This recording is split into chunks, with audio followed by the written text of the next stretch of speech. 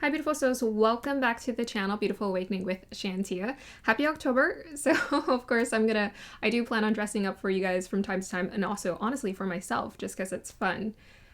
Alright, so today I have in store for you guys a really special pick a card reading. So we are going to be doing messages on your future spouse.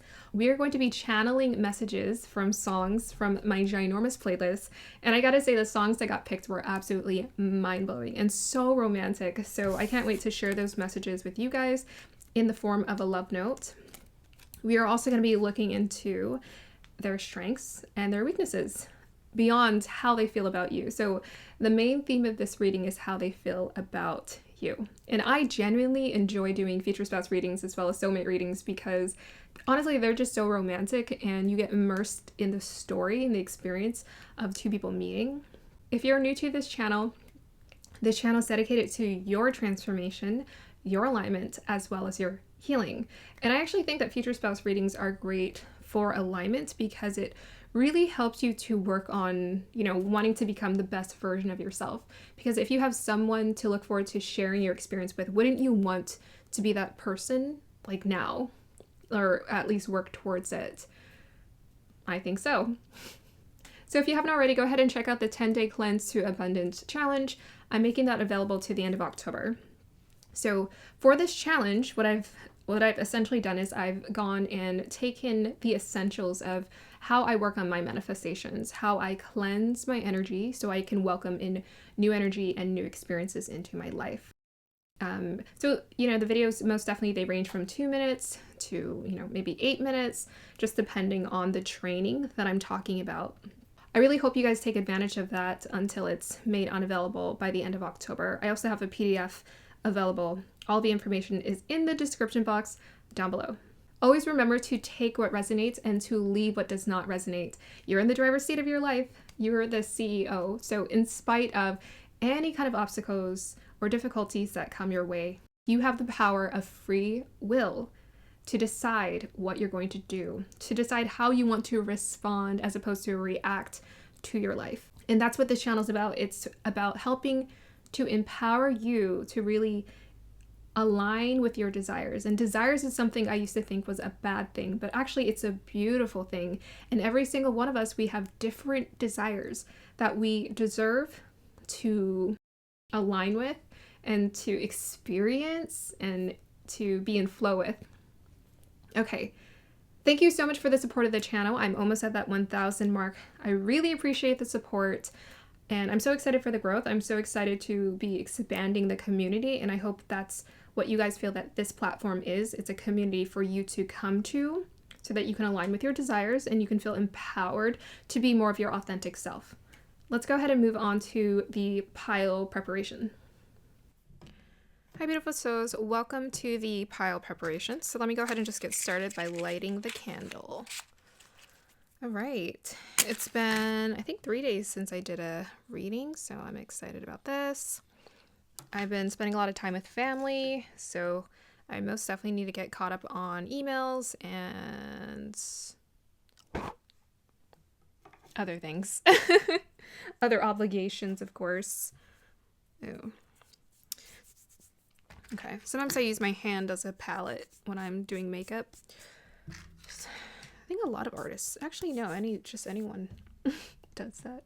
That's the thing. Okay, so guys, we are doing a future spouse reading. I think this is going to be very, very exciting. Let us light the sage today.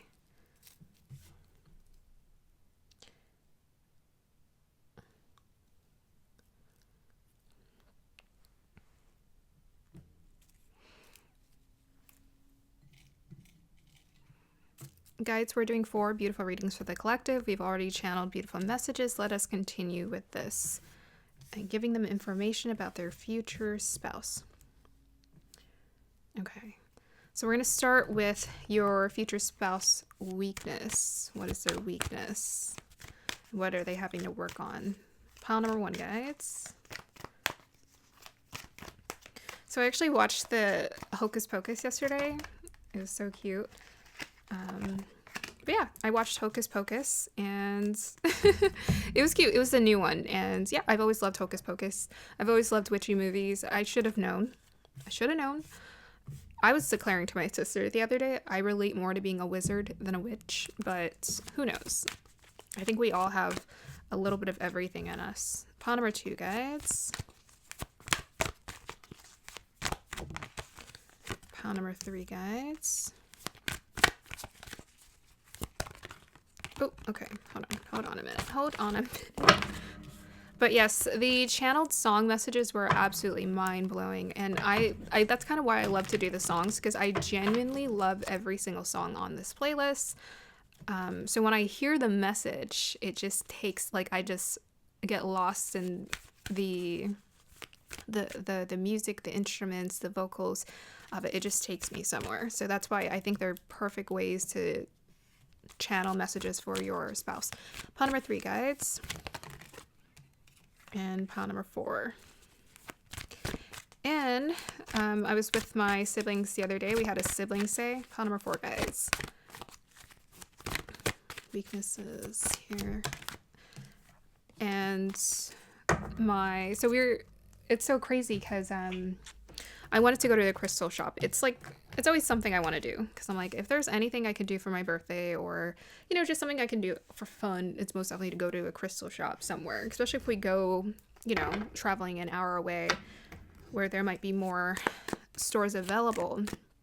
And my brother grabs his phone and he calls his friend and he says, "Hey, don't you sell crystals or rocks?"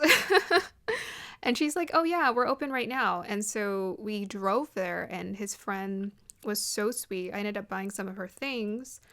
I might actually promote her stuff. I'll put it on the community post, but I've officially added 4, or I think it's 5 new crystals to my collection. And I'm going to say I'm good for like the rest of the year easily. So no more for the rest of the year. My collection is full. But I welcome more if someone wants to give me some. Pile number 1, guys. Weaknesses. Pile number 2. Pile number 3. And pile number 4. And it's so crazy because I was looking at one and my sister's like, "You know what? I'm going to get that for you." And I'm like, "What?" She's like, "Yeah, I'm just going to get it for you." I'm like, "Oh my gosh, you're so sweet." But yeah, it was a really fancy, one of the more pricey crystals. Okay, so now we're going to look into their weaknesses. Sorry, strengths. So pile number 1, their future spouse strengths. Pile number 2.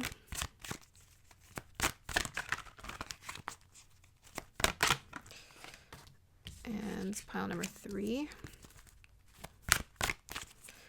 Yeah, I feel so much more present in my body. I've just been spending so much time with family. It's been amazing. Pile number 3, guys. Sometimes family can bring things up, but at the same time, pile number 4, it's always a rewarding. Yeah, there's strengths. Pile number 4, guys.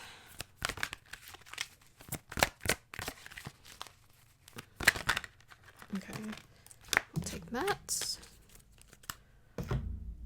Okay. I think this is going to be a pretty long reading. I wasn't thinking about it too much, but I'm like, wait a second. I think this might be a while, because we're doing basically 3 parts. And when I did the soulmate reading and I did the love letter, I did I don't know, I think I asked too much information, but this one's basically split into 2 parts. How they feel about you and who they are, basically. So yeah, hopefully this isn't too complex, because the other one, people are like, "Wait a second, you're basically describing me." And I'm like, I'm pretty sure at the core your spouse is just like, or sorry, your soulmate is just like you, because you guys share like the same vision together, so that would make sense. I think I'm just getting to the core of what you guys are here to create together. And I'm like, that's what you would want. You would want to be matched with someone who just gets you. But people are weird. They're just like, "No, you're describing me." And I'm like, isn't that a good thing? Don't you want to be with someone who you can relate to? You can like be vulnerable with? Pile number 2. So, I mean, that's what I think. That's why I like to say in my readings, hey, remember, this is your person. You're probably going to mirror each other. Pile number 2, guys. Like, you probably have similar traumas you've gone through, similar endeavors, passions. Pile number 3, guys. And pile number 4. You guys both probably match intellectually and emotionally. So yeah, it's just something to really take in. But it's like a science experiment sometimes, because when I do these readings, I'm like, oh, interesting. So that's how soulmates work. Because I'm always about learning, and I'm like, oh, okay. So soulmates, they basically mirror each other and da-da-da-da-da. All this stuff. Okay, so now we're going to get information on how they feel about you. So I don't think it matters upright or reverse. We'll just take it however. How does your future spouse feel about you? Pile number 1. Pile number 2. Tell me if you guys are, how your day is going, and if you plan on dressing up for Halloween or doing anything at all. Pile number 3. And pile number 4. Okay, hold on. Thank you. Ooh, I like this. Messages.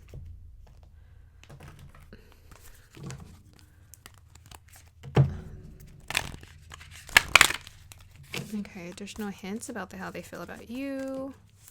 Pile number 1.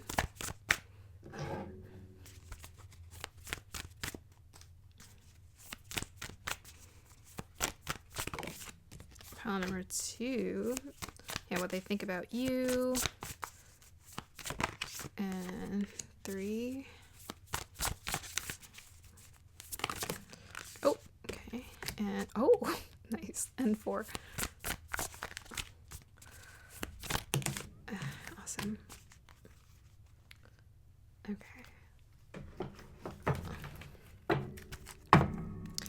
Yeah, but I'm probably going to be doing fewer, well, yes, I will be doing fewer pick a card readings, because life is going to get busy, more than likely. I can feel it. Pile number 1, guys. Whoops. Ooh. Okay. And can I get a clarifier for that card, please? Pile number 2. Can I get a clarifier for that card, please? Oh my god. Pile number 3. Oh, okay. Oh my goodness. And clarify for that card.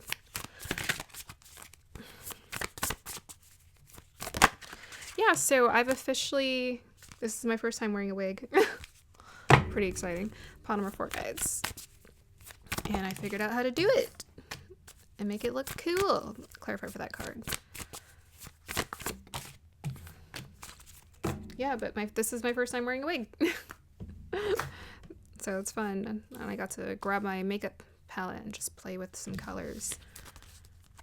Okay, so we're gonna do the crystals. Let's see what crystals will line up. Alignment with the energies of pile number 1, please.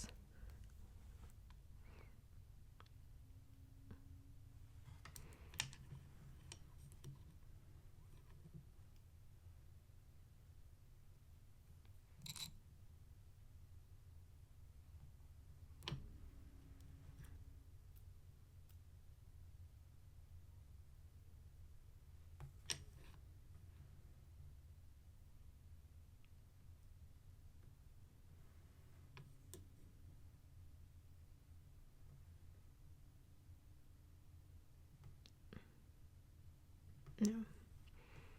Align me with the energies of pile number 1, please.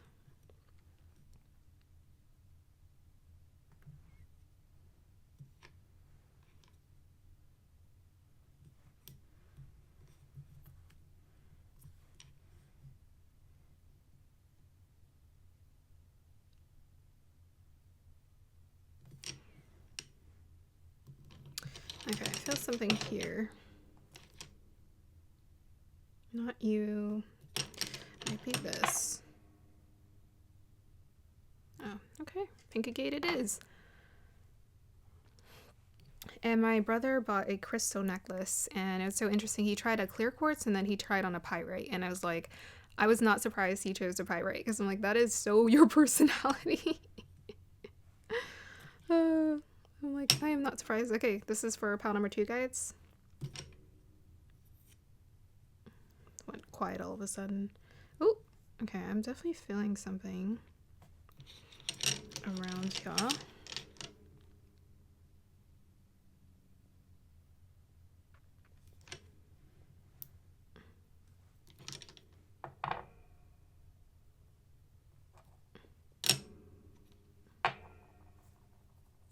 Oh, wow. I'm not sure if I've ever chosen this one. Pile number 3. Align me with the energies of pile number 3.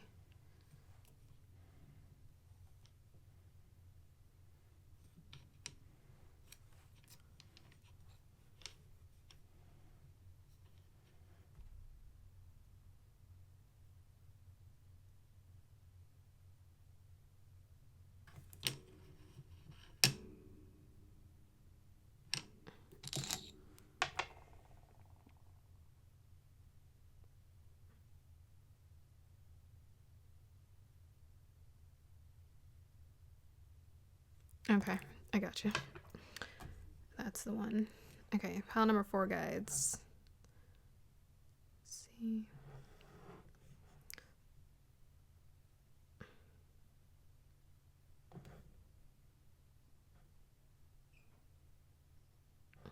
Okay, I feel like it's one of y'all. You? Oh. Yeah. What an interesting mix. Okay. I got some nice selections here. Okay.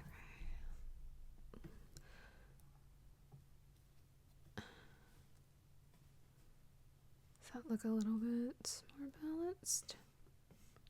Whoa, I just got taken to a scene from Smallville. Interesting. That might be a preview for someone's pile. It was a romantic scene. Okay. I don't know if you guys have seen that show before. Oh, my camera is crooked. I gotta fix this. Let's see. Oh, maybe with... Let me turn this off first. Hi, beautiful souls. Welcome to the point where you get to pick and choose your pile. So let me go ahead and introduce the piles to you. We have pile number 1 with Pink Agate. We have pile number 2 with Moss Agate. We have pile number 3 with Black Tourmaline. We have pile number 4 with Green Jadeite. So take your time.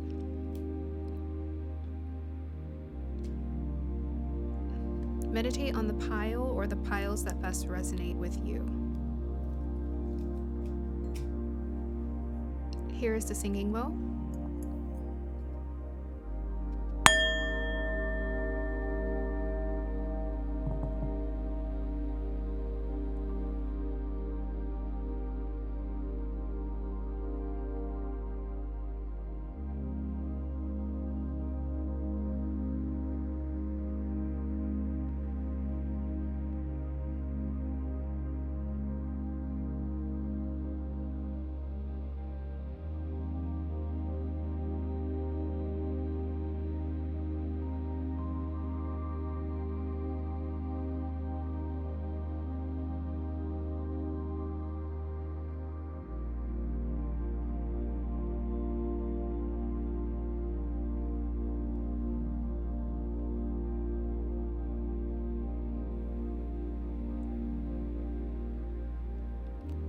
Okay, pile number 1, if you chose the Pink Agate, we're gonna go ahead and start with you first. Hi, pile number 1, if you chose the Pink Agate, then this is your reading. So I'm gonna start with reading your crystal first and seeing whatever messages want to come through. Then we're gonna go ahead and read your channeled message song, and I'm gonna go ahead and share that with you guys. And then we're gonna look into your cards. So we're doing sort of like a 3-part reading, essentially, or 2-part reading. So we're looking into how your future spouse is feeling about you, how they will feel towards you. And we're also looking into their strengths and weaknesses. So part 1 is you, part 2 is them. Okay, so let's go ahead and look into whatever channel messages want to come through. Let me see. I think I'm getting how they feel about you, because I'm seeing a flower, and to me, flowers are very symbolic of feminine energy and magnetism. And essentially, most of the viewers that watch this are mostly dominantly feminine. So either way, regardless of what gender you are, your future spouse most definitely sees you as someone who is like beautiful and magnetic. I would say beautiful inside and out, most definitely is what I'm getting. Guys, can I get any messages about who their future spouse is as well? The energy does feel really nice. I'm getting a transparency. Like, I feel like this person, or like there's like a cleanness about this energy. Sometimes finding the words to describe what I'm sensing is challenging, but I feel like this person, they are who they are. They're not trying to hide anything. So they're very transparent about what they want, their desires. I'm getting this vibe that this person would have no problems with letting you know right away, like, who they are. I think they're quite direct. And I think they're very direct in terms of knowing what they want. So it's like, if they decide that they want to settle down and you're the person, they will have no problem with expressing this to you. I don't think they have any fears towards that or hesitancy. Yeah. I'm getting this. It's like a weird sort of like a fleshy sensation. It's like a nice. Okay. Before it gets weird, let me just kind of dial into these energies. I'm just getting the vibe that this is like a really healthy person to be in a relationship with. They wouldn't be very confusing. They wouldn't be confusing about what they want. I just keep getting the sensation like this person.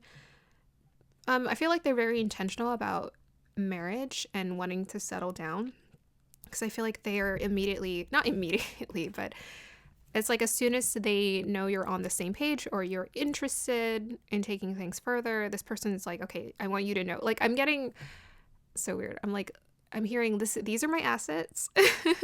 Like, this is what I got. I'm seeing someone like take their person on a house tour or an apartment tour. Like, okay, I feel like this person's very generous. They're very open in terms of wanting to share their experience. And I'm kind of getting like instructor energy. Like, they're very communicative, very directly communicative about letting you know everything, the ins and outs. So I feel like this person's like, most definitely, once they trust people, they really, really, really trust them. But I feel like they know that they can pull this into their life. So I think they're picky. I think this person's a catch, and I feel like other people are like, okay, pick me. But I feel like this person's like, I'm looking for something. Like, I'm looking for something, and it's like, as soon as I find that, I just want to show this person, like, merge my world with their world and show them like they're taken care of. I'm their partner. I want to support them in this journey. Okay, any more energies? Can we get maybe a vibe together? I feel like this person is confident. I'm getting that vibe. I feel like they're quite confident in terms of, like, I'm just seeing like someone who's just like making direct eye contact. Like, they're very confident in themselves. They know what they want, and they're looking for someone who's of the same. Okay, so let's go ahead and see the channeled message. Let me go ahead and pull my phone up. It's so good. Okay, so the song is called... Okay, so this is funny. I forgot that this song had this title. So the song is called Problems by Petit, Biscuit, and another artist named Lido. The irony is, I don't remember seeing or hearing the word problems once in this song. So I was very confused. I kept looking at it like as soon as I saw the title, I was like, oh no, that's not what your future spouse sees you as a problem. Why on earth? Here are the lyrics. The amount of magnetism is perfect. She says she knows just how to cool down California for me. Oh, sorry, California. For me, texts at 3 a.m. because her roommate is back in Texas. I copy like Roger. Sorry, it's abstract messages, but I'll kind of define this later. We could climb some trees and get perspective. Mirror right next to her bed. Motion perfected. All I can do is respect it. Why'd you want to be around me in the first place? She said, baby, I've been down since the 3rd grade. You were satisfied with first base, and I've been widely known to be providing earthquakes. You must not have heard. She likes the shark print with the zip up, hi-hats with the hiccups, dark tints on the pickup, pineapples and liquor. She moves with the machine, play the game to change it. This is how it is to be. This is what I'm made of. This is love. Love, love, love. This is what I'm made of. This is love. I watched the silhouette against the sunrise. She read my mind and poured some Earl Grey in a solo for me. Oh, that's so cute. Earl Grey. Asked me if I want to go to Mars and watch the world end. So I think this person most definitely has a connection to being very open-minded, you know, maybe astrology, or just like open in general, open to aliens, open to possibilities, and watch the world end. I think I might love her, and she got everything I need. Playing Jodeci at noon, we might never leave her room. She likes the shark print with a zip up, hi-hats with the hiccups, dark tints on the pickup, pineapples and liquor. Okay, so that's repetitive. Yeah. Okay, so I love this. This song is so playful and fun, but essentially this is what I gathered. This person is absolutely going to be, if you have not met them yet, smitten with you. It's like every little bit of your quirks they love. Like whatever combination you come in, they're all for it. They support it. They want to know everything. They like knowing the little details. So yeah, I was actually seeing someone who's like talking about like little details in their life, but I feel like this person likes to be very, you know, open about communication and sharing their experiences. And I feel like they want to have this with you. Like they want to know like what have you been through? What do you like? But they also, I'm getting kind of expect the same in return. But this is because it's going to be your match. So if you're really good at knowing things about, I mean, this is your spouse. So it's like little details, like he likes Earl Grey. And the thing is, he was listening a million details he's memorized about her. But it's just like the little things she does for him. He just absolutely is over the moon. Like she poured Earl Grey in a cup for him. That's so sweet. So most definitely, there is a sensual connection here. They were talking about playing Jodeci. If y'all have ever heard Jodeci before, it's baby making music, essentially. What else? Yeah, it's just so cute and quirky. So I feel like this person likes all those little details, those little quirks about their person, their partner, whatever makes them unique. They're so supportive of. And I love how they kept saying, "This is love. This is love." It's like knowing all of these like things. It's just like hanging out with each other, enjoying each other's company. This is love. And I love the words, "She's everything I need." And she got everything I need. It says, "I think I might love her, and she got everything I need." So it's like, I feel like as this person gets to know you, they're like, oh my gosh, I'm in love. I think I'm in love. I think this is it. It's just like you got everything. You hit all the marks for them. Very, very romantic. Such a sweet song. I can't believe that was one of the songs that got chosen on my playlist. Okay, so additional details about how your future spouse feels about you. Starting with the first card we have here, House 6. Okay, so that's most definitely like healthy. Oh, details. Practical, daily life and practical details. Okay, and we have your Saturn. Okay, this person is very realistic. Makes sense because this is a future spouse. This person likes knowing all the little details about you, about life. They like daily life. It's like the little things. They like waking up next to their person, having a cup of coffee, I don't know, brushing your teeth together. They cherish all of these little moments. They've always wanted to share all of these little moments with someone. I would also say Saturn is, I feel like in House 6, I feel like this person, love language is most definitely acts of service. They like to be of service. They like to be useful to people. And I think most definitely, I think y'all match somewhere here. Is I think they appreciate this about you, is like that you like to, like, I feel like you're the same. So it's like you like to enjoy these little things, like the little moments in life. But Saturn's also a very hardworking planet. And we have here House 6, which is about work, daily life, and service. So it's like being realistic.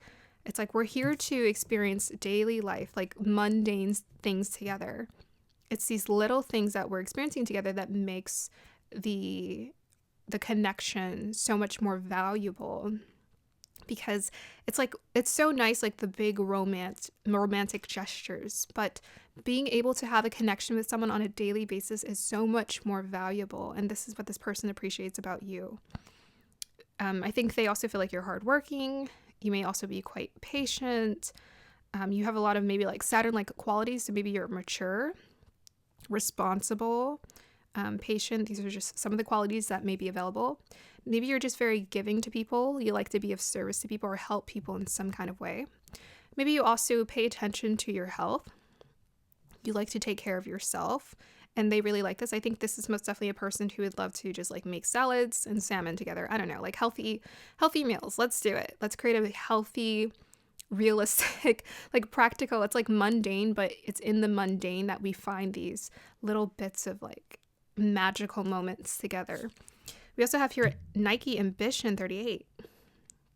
Yes. So this person respects, let me flip these. This person respects your hustle. So more than likely, if you've chosen this pile, you really put in a lot of effort and hard work into something that you're very genuinely passionate about, and they really appreciate this about you. They think this is incredible. I think it's, I'm seeing like the way this woman's looking. It's like they just sense that you are so focused. You're very decisive. You know what kind of life you want. I feel like this is the type of person, if you have big dreams and big goals, even though, yes, they like the mundane, they're also willing to put in the work with you to build these big experiences. They want you to aspire to be the highest level of what it is you want, what it is you want to create and make in this world. Yeah. I'm getting like a little bit of a fiery sensation energy as well from this. So I feel like this person feels like you are on fire. Hold on, let me check this lighting. And there we go. Yeah, I think this person just feels like you're just so focused. I think they find that a turn on. It's like when you're in the zone, like whenever you're really focused and in the zone doing what you love, it's a turn on for them. They really like that. Okay, so yes, 8 is about abundance, prosperity, practicality. I feel like this is the type of partnership where you guys are going to build prosperity together, because this person just really appreciates this and likes this about you, but they also, I feel like they want to be your partner in creating this experience with you too. 3 is about expression. 8 and 3 add up to 11, which is about self-mastery. So this person really appreciates your self-mastery. It's like your maturity. You're willing to work on yourself. You're willing to better yourself and like improve and grow. We also have here, wow, I love this. This definitely takes me to the song. So we have the Fool card. This is also how they feel about you.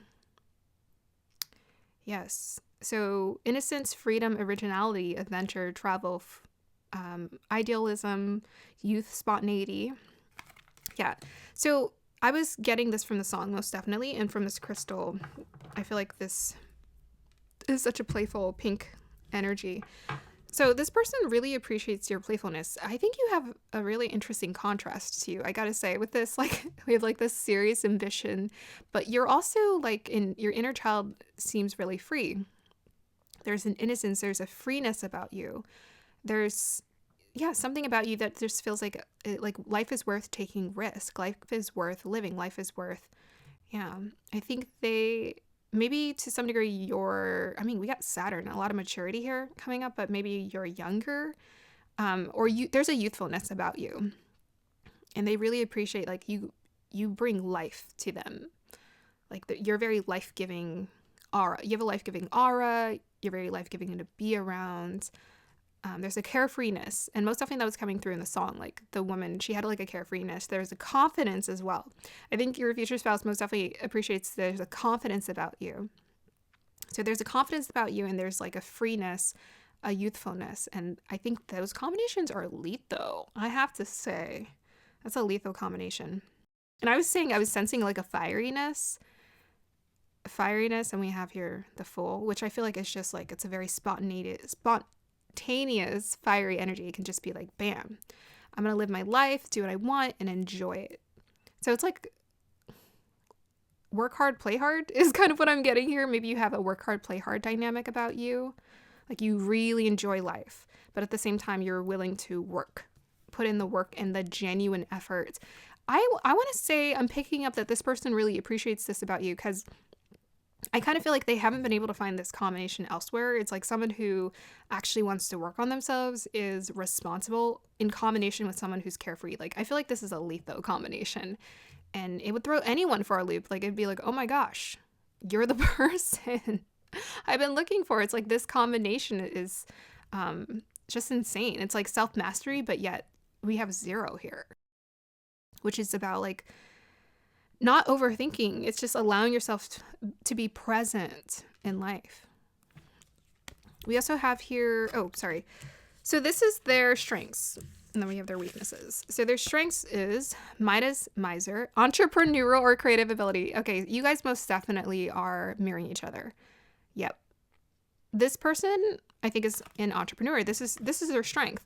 So essentially, this is what they're able to do with effortlessly. This is why they're looking for someone who's kind of interested in the same thing, because they like being very creative and building, and being ambitious and dreaming. I'm getting, most definitely this person has a dream that they're trying to fulfill. And the Fool card most definitely gives me that dream energy. It's like, I'm going to go and take on the world. So this person wants to just go and have their partner in crime who wants to take on their world. They're very creative. What else we have here? I'm getting with these energies, this person, I think, has been able to create and establish themselves. This is their strength. So I feel like they've been able to establish success as well as wealth for themselves. I was actually seeing someone in a suit and tie. I know that's just my imagination kind of like putting the energies together. But essentially, and the place that they were showing looked really nice. So I feel like this person is just very well established in themselves, and they're looking for someone who can be of the same. I just saw 22 on the clock, which takes me to the visionary, creative dreamer. So this person has a combination about them, and I think I'm willing to bet, once we pull more cards, that this person shares the same combination as you. It's like they're aspiring for like dreams. They're willing to put in the effort and the work to build. But at the same time, I think they're a dreamer. I think they want to work hard and they want to play hard. They want to enjoy their life. Yeah. We also have here the Shekna, sacred self. What was I saying? Unleash your spirit, express your gifts, dance to the sacred rhythm of life. Interesting. You guys really do match, because the dove is symbolic of freedom. And this on here says freedom. So this person is trying to create like a very unique, free life. You know, they're not boxed into like one idea of how they're supposed to live their life. They're wanting to express and create with this pink agate. This is like the artist's crystal. They're wanting to experience a lot of creative energy, dreams, free flow, freedom, and free expression. So I feel like this person feels like you freely express yourself, and they want to, they're about doing the same thing. So this is their strength. This is something they've been able to, at the point that you met them, they've established ability to just kind of freely express themselves. They dance to the sacred rhythm of life. So I feel like you guys both have like, you're very unique. So you, like when I see the Fool card and the sacred self, the Shekna, I'm kind of seeing outsiders. It's like maybe you guys are outsiders. You have a very unique vision for the life that you want to live. Maybe you don't have a cap. Maybe the way that you've seen other people live their life, you're like, okay, that's cool. But what's my unique vision? Because I saw 22 earlier, about how I want to live my life. What's your unique vision? This person wants to create a unique vision with you. So on a soul level, I'm getting most definitely soulmate vibes from this energy. I feel like this person feels like you're their match. On that, it's like, I can share this vision with you on a soul, deeply soulful level. I want to be free to express myself. We also have here, okay, sorry. Their weaknesses is pulling the first card, message in a bottle. Whoa, I just heard a really loud truck. Definitely a sign. Huh. What is a message? How is that their weakness? Okay, something's going on weird with these cards, because I pulled this one. I was confused because I'm like, what does that mean? So the second card you got is called Gong, an exciting event. Okay, I just got a little bit of a download from this one. I think this person is a bit of a, I said outsiders, and I did not say that by accident. I was channeling. I think this person is maybe a bit of an introvert, or they like to avoid. Yeah, I think they're an introvert for sure. I don't think they're shy. I just think they like to be in their own world. Here. They like to create their own world and be in their own world. I think when it comes to making... I think they're also quite humble. That's so interesting. I see someone who's like at a party and they're like, I don't want to be here. So I think there's maybe something about this person where they just want to be at home with you. It's like they don't really want to do all of that. Maybe they've already done that. You know, they've lived that partying like lifestyle, and they're not interested in doing that anymore. They just want to like build like something like intimate with their partner. So yeah, I think they like to, I think they're quite humble. They don't like to make huge, it's of themselves is what I'm getting. It's like they don't like to make, like, even if they achieve like success and they're making a lot of money, it's like, I feel like this person, because this is a weakness, and I think a weakness is essentially something we can work on, right? So they don't like to celebrate or put the focus on themselves is what I'm getting. You know, like, so let's say they have a birthday and they're like, no, don't celebrate me. Let's not. And people are like, but we want to celebrate you. They're like, no, I don't want to. They don't like to be like where the focus is all on them. I don't know. There's something about that. I think also they don't like to go to like a lot of parties and events. There might be something there about like socializing with people where they just feel like it's like fake essentially, and they want something real. They don't want to be around all of that pageantry, the pomp and pageantry. They want to be like, to me, sixth house takes me to Virgo, which takes me to like authenticity and being like all natural. I think this person likes being very like natural. They don't like all of that. And so I think this is something, because it's a weakness, is maybe you can help them to just embrace all experiences and not, so that they're not so singularly focused on like, oh, I don't want to do this or do that. It's like, why can't we just enjoy all of the colors of life? And maybe that's something you do beautifully. So another weakness that they're working on is a message in a bottle. What the heck is that? Okay, this came to me immediately. I wonder if this has something to do with you and reaching out to you. Oh, you know what? This is another one, because I was talking about introvert, where I think this person, I'm almost seeing this person like they isolate themselves, or they like to be on an island, essentially. They don't like to be around all of that. It's so interesting. We're going to get some more. I feel like this person does not like... It's like maybe family wants to reach out to them and they're just like, no thanks. I think they may have a little bit of a habit of isolating themselves. That's why they're looking for their match. It's because they just want someone to just like be there. Like, we all do, but like they really just want someone to just be there all the time. They don't want all of these people in their lives. And I think their energy may be quite sensitive because they're seeking freedom, which is so beautiful. So it's like maybe they just don't really want to engage with too much activity. Maybe their nervous system is quite sensitive to an excess of crowds and people being around them. So let me get a clarifier on the message in a bottle. Let's see. What is this about, guides? Yep, it's people. Look at that. 5 of Swords. Oh boy. So that's their weakness. I wonder why. Why is this a problem for them? Why is this a weakness?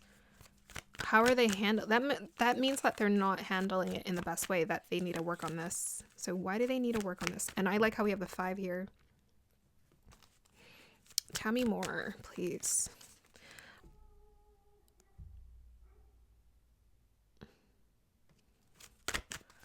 Tell me more, please. Okay, we have your Page of Pentacles. Tell me more about the message in a bottle. 6 of Wands. Yep, it's people. Okay.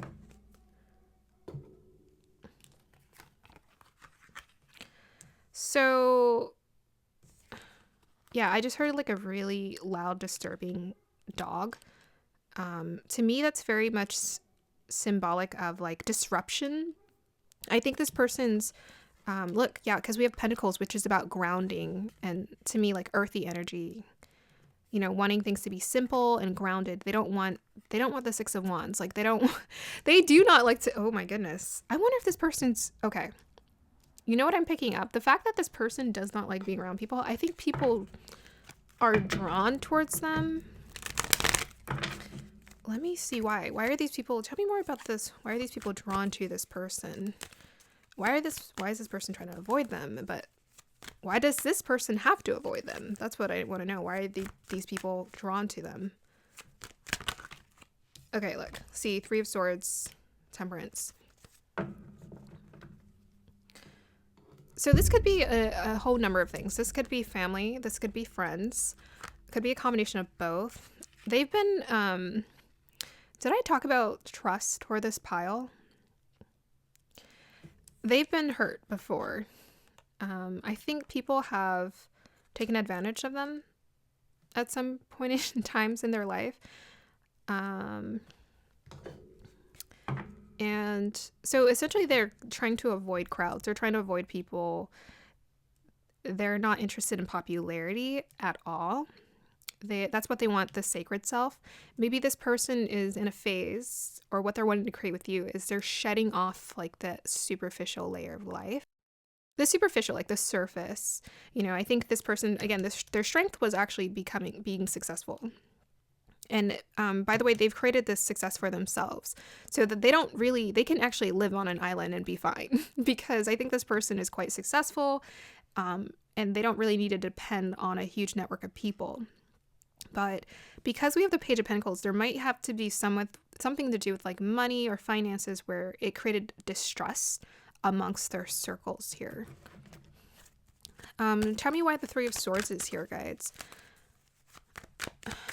Let's see.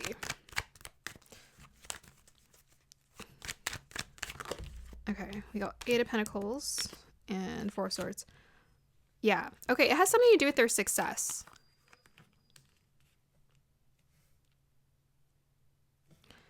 Yeah, so Eight of Pentacles is about someone mastering, and we were talking about self-mastery earlier. I think this person has been able to create like quite a bit of success for themselves. Like they built it, they created it. But I don't know, it seems to cause some kind of sort of disruption because I heard the dog barking earlier. So I feel like a disruption was created in their life to the point where maybe people were like, oh, hey, you're a success. Can you help me with this or help me with this or help me with this? And they started doing that, perhaps giving people this, this help. But then they were sort of betrayed or taken advantage of to some degree because they didn't know their limits. They didn't know their boundaries. So they had to learn how to reestablish better boundaries. And essentially, the main thing that they've learned to embrace is just to walk away. That's mainly what they do. I think this person's a really kind, sweet person, genuine person. But when it comes to conflict, maybe that's where they're like, oh, I don't like conflict. I don't like having to deal with this. So this is something they're having to work through. It's like how to overcome these crowds and popularity and people wanting their attention. Like, how do they find that balance? How do they put up their boundaries? And as a result, there's like quite a bit of imbalance that's been created in their life, and they've had to learn how to alchemize and continuing to turn these situations around if they can, quite possibly. Yeah, to me, also the Eight of Pentacles, this is symbolic of like they've mastered so well whatever they're really good at, whatever they're talented at, they're gifted at, they've mastered it. Okay, so anything else? Let's just get some details about them. Also, the Temperance, they may have just lost their patience with people. So it's like sometimes if you're too trusting and you give them that leeway, they take advantage of you, and then you just lose your patience. I feel like they're at that point where they're like, okay, I'm losing my patience. So tell me more about Their future spouse guides. We'll get a couple more clues. Wow, yes. This person, look at that. You guys got Saturn and Taurus in the 11th house. This person's essentially mirroring you to some degree. If you have like determination when it comes to like wanting to establish yourself and build something for yourself, this person's of the same mindset. So yes, this person is without question successful at what they do. Yeah. It's interesting because we have Saturn in the 11th house, which is about network. But I think to some degree they've learned to, or they're trying to avoid certain groups of people.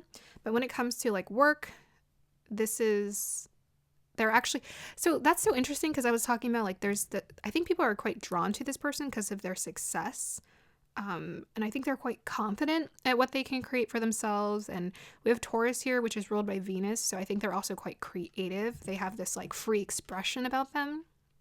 And people, I think, look to that and they're like, they want a piece of it to some degree. And so it just makes them uncomfortable because now they're like, okay, now it's just business. Okay, now we can't get personal or confusing about where the lines are drawn. And this is what they're learning how to establish still. Yes, but they are most definitely like successful. They've been able to like build, put in their success.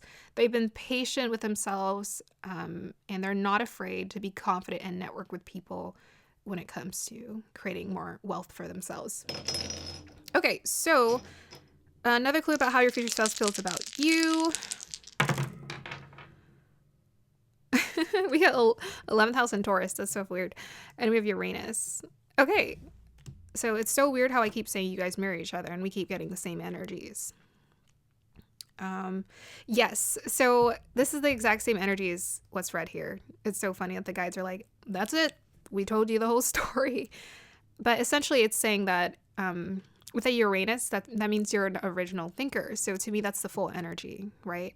Very much, it could be also like Aries. It's like, I'm going to do my own thing. I'm going to be an original. I'm going to be different. Also Aquarius. I think this person, yeah, quite a bit of Aquarius energy showing up here in this reading. So maybe you have a significant Saturn or a house 6. This person most definitely does with the success that they've created for themselves. Yeah, so this person sees you as the same, like you're original, you're different, you're creative with that Taurus energy, and you're willing to build and create prosperity for yourself. Yes, and do amazing things. And yes, we're going to go ahead and end the reading here. Actually, let's go ahead and just do some alignment messages and then we'll end it. So the numbers, I just didn't talk about the 5 and the 1. So 5 is about change, or that's about their challenges. Yeah. They have issues with certain, or they're needing more change in their life in a way that's beneficial when it comes to connections, for sure. And I think because I think this person was so focused on success, they might have actually manifested and attracted a lot of success-driven people and very like ambitious people who lacked like heart. To me, the Fool and the Shikna, the difference is that with the combination of this ambition is that they have heart. And I think this person disconnected from people because they realized there was no heart connection. There was no heart connection. And the fact that this person had that Taurus energy, which is ruled by Venus, you had the Taurus energy, which is ruled by Venus. That's about trust, patience, and loyalty. That's what this person's looking for, is like trust, patience, loyalty, a real partner to settle down with, and someone who they can connect with on a heart level. Okay, alignment messages for this pile. How can they align for their, I almost want to say soulmate. Feels like it, right? For their future spouse guides. Oh my goodness. Keep working hard, guys. That's so funny. The Ten of Wands is literally Capricorn energy. Oh, look. 3 of Pentacles, Knight of Cups. Alignment message, clarifier, please. I was like, is it going to land on the 11th house? It landed on the 10th house, which is hilarious.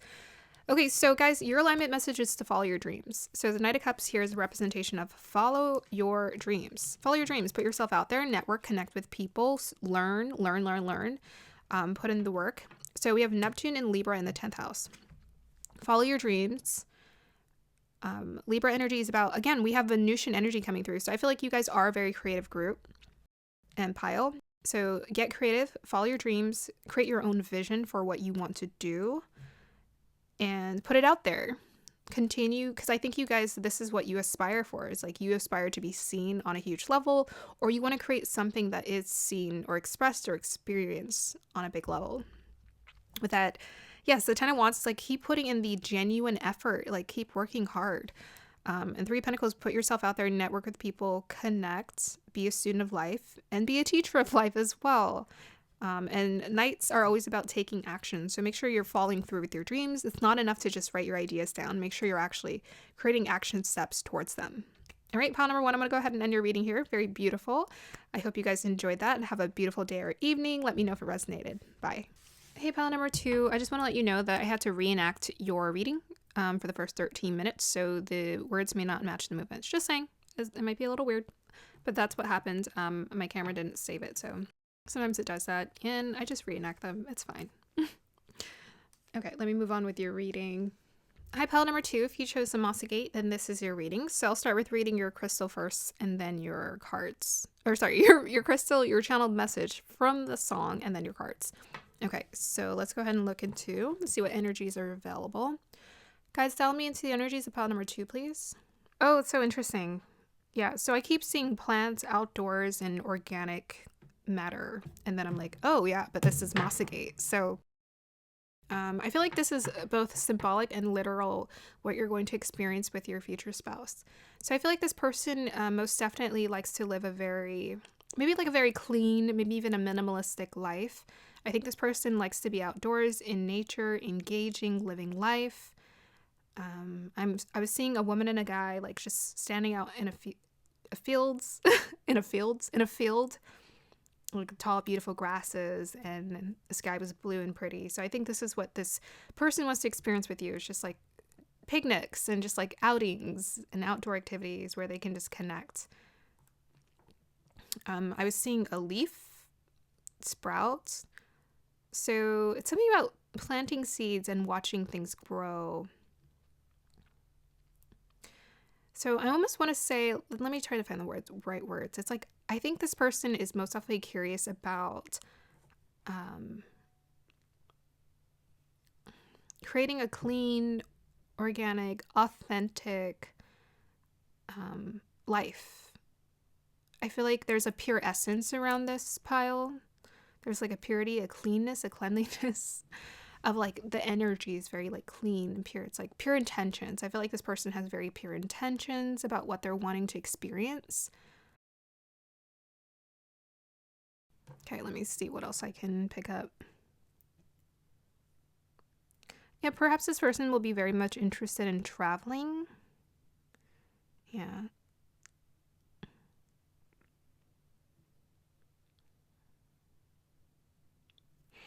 Their energy feels quite quiet. Like they like to study. I mean, who doesn't? But I feel like this person is very comfortable with quiet, being in nature. They like to study. Because I'm seeing like darkness in here, like shadows. So I feel like they like to study. I'm almost getting the sense that they're very curious to go where people haven't gone before, or maybe where people don't want to go. I feel like this person I was gonna say they want to know you on the deepest level. Yes. Okay, I'm kind of getting a vision here. Let's see, what is this person doing? I want to say that in terms of lifestyle, I think this person really wants a kind of like lifestyle, like a very like freeing, life-giving, in nature, engage with people, kind of experience. They're very hands-on is what I'm sensing. I feel like they're very hands-on when they're wanting to experience life. I think they're quite curious about how things work, very curious about, I don't know, a lot of different things. I'm getting like a lot of different facts and details. They just want to know how things work and operate. I feel like this person they have a free-spirited essence to them too. Like I'm almost wanting to say like this person, they most definitely they wanted like a specific lifestyle in terms of like not like mundane or generic. They're not really a 9 to 5 person is almost what I'm getting. They don't want that kind of life. They want something that's very offbeat, different, where they wake up, I don't know, like at 2 o'clock in the morning to go selling, and I don't know. But I feel like they just want to like be in very engaged in their life. This is important to them. I feel like this person is very particular about wanting a very specific lifestyle. Like this is how I want to live. This is my vision. This is how I want my kids to be raised. Like I feel like this person would want maybe even perhaps for their kids to be homeschooled so that their kids could be engaged with, like, be with them. And I feel like this person would maybe even enjoy a van life, like where they would go traveling and experiencing parts of the world or parts of the states or whatever country they're in. They want to experience it, and they want their children to do that too if they ever have children. I feel like this person wants children for some reason. I'm getting that very life green energy. And I keep seeing like wings spread out, so I just feel like this person's just like they want to be free of like not being like in a strict lifestyle or going to an office or a 9 to 5. That's not for them. Okay, let's go ahead and see the channeled message. So you guys got like a really fun song. Most definitely check it out. It's so funny. I remember listening to the song and thinking, wow, like this would be so awesome to get for a pick a card reading because it's such a like a magical song. So the song is called Falling in Love by Klahr. I'm not really sure how to say it, but I will spell it. And essentially it's the same line over and over and over again. So this is how your future spouse feels about you. Falling in love times a million. Like this person is, I almost want to say it's a very significant like they're very much like the full energy. Like they know how to make life fresh every day. This is the type of person that would never get bored of, like if they bought you flowers, they were just like, from the age of 30 to 85, they're going to bring you flowers for the rest of your life. It's like, it's always going to be a new thing with them. Like they like that, like they like the having to fall in love or be in love. Most definitely like romantic energy. So the song was very much happy, good vibes. I wrote so easy to fall in love with you. I feel like this person's like, it's going to be so easy for them to fall in love with you. Cloud 9. Yeah, and we're seeing clouds in this crystal too. So I feel like this person's just going to be on cloud 9 when it comes to you. It's just like, this is everything I've ever wanted. The vibe of the song is also 80s. It's very a feel-good song. So this person, I feel like their energy is very similar. Like I feel like they're very much, I'm getting like a sense that they're very tactile, like they're very in their body, they're very present, and they're about like feeling energy and feeling vibes with people. So I feel like this person is just like, I'm vibing with you times 10. And that's how they're going to feel, is like with you, it's new every day. It's like they're always in love. Life is always good. I feel like this person has a very genuinely optimistic nature about them. Yeah. Very beautiful. Please check out the song. It's awesome. Okay. Or if you want to dance, listen to it. So we're going to go ahead and check out these cards here. So we have here, I'll put this here. For the first card, this is how they feel about you. House 8, transformation, karma, facing fears, and legacies. Wow. Yeah. So most definitely this person wants to experience the depths. Okay. So I was like feeling that. I'm like, should I say it? But yeah, this person wants to experience the depths. Like they really want authenticity, transformation. So this is also something they may see you transforming in life. They may really appreciate this about you. I think this person feels like you really face your fears, and this is something that they're blown away by. It's like, wow, you're so brave. You just put yourself out there. You're willing to, I think even with the 8th house, go through these maybe like karmic experiences and still come out very strong. Clarified by Pluto. Are you kidding me? Okay, so we have Pluto in the 8th house.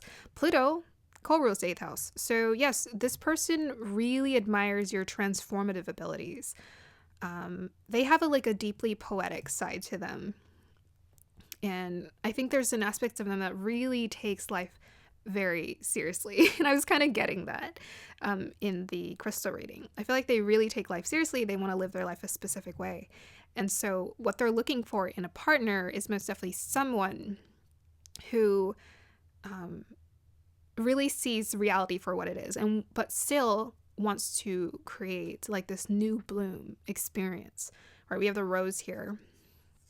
It's like we can still, in spite of difficult circumstances, still create a beautiful life. I think this person can relate to you on this degree, to relate to you in this area. I think they have gone through very difficult transformative experiences, karmic experiences, where they've had to just push themselves or put themselves or get out of their comfort zone so often. So I almost feel like when they look at you, they're going to feel a kindred spirit. It's like, this person gets it. Yeah, so this person really appreciates your intensity, your depth. It's like the part of you that can't even be seen is what I'm getting. It's like the deepest aspects of yourself, the invisible you, your heart. This person really sees you for who you are. I feel like with that 8th house, it's like a hidden house, but they're seeing this. Maybe to some degree you're a mystery, but it's like I feel like they want to know about your mysteries as well as they will. I think this person is very good at getting to really know people on a deep level. They really feel very authentic to me. Like they really just want to know who are people, who are you? Because they're not afraid to be honest about what they want, what kind of life they're trying to create. We also have here new beginnings, Yostre, 13. Wow. So we have transformation, and we have 8th house, which is about endings, right? Pluto, which is about ending transformations, and we have your new beginnings.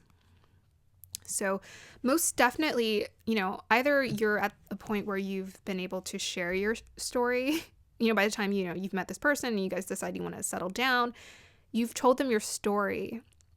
And what they appreciate the most is like, wow, you have created a new beginning for yourself.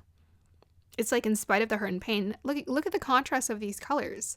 You've been able to create like sunlight, like almost innocence, brightness. Your energy is so bright. And I think they find this really mind-blowing, maybe because they're still struggling with this. They feel quite serious, even though the way that they feel about you is just so good. But I feel like they can be quite serious. And so I think they really admire how you've essentially alchemized the karmic or very difficult circumstances in your life, and you've turned them into gold, very bright sunlight, new lit energy. I think they've really admired that you found your way. I almost feel like you found your way in the dark. I just saw 13 on the clock and it says 13 here. I think that's significant. But I'm seeing the moon on her head, and I've never noticed that before. But I feel like this person feels like you followed your intuition, and this is what blows them away. It's like, because, I was going to say feminine energies, but you can be a masculine watching this. But if you're very into the spiritual and the ethereal, the realms of magic and energy, then you're probably quite in touch with your intuition. And I think this person is more, because they felt very tactile to me.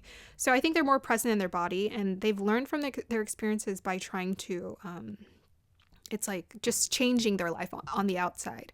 But I feel like they felt like you transformed your life from the inside out, and they're blown away by this. I feel like you really inspire them to want to be better, do better. I think they're just blown away. How did you figure it out? So another thing I find really interesting about the new beginnings is I was seeing a new fresh plant growing in my vision, like a new fresh plant, like a new beginning. So I think this person's also wanting to create a new beginning in their life. And it's never by coincidence that we end up manifesting people who are essentially a match for us energetically. So more than anything, we're always talking about physical attraction in the dating world, which is it's the 10% of what's available. Beyond that, there's a lot of invisible energy at play. And I feel like we tend to match people based off of our traumas as well as our strengths, right? So I think with this, this person wants to create a new beginning. So I feel like the fresh energy, the plants, was very much symbolic of they want that new beginning. They want that fresh energy. And so in order for a person to find that or experience that, they have to find someone who's creating that for themselves, creating a new beginning, someone who's going out there, I want to say with a 3, and initiating change in their own life. Okay, let's go ahead and move forward. So now we're going to look into what are their strengths. Oh, sorry, one more card about how they feel about you. Last one. So we have here 6 of Wands. Oh, that's so sweet. It says recognition, success, victory, winning, having the advantage, triumph, achievement, praise, acclaim. Okay, so do you guys remember how I was saying that this person was blown away by you? It says here supporters, fans. So this person is legitimately, it also says celebrity. This person legitimately is a fan of you, the human being. Underneath, like, they're your biggest fan.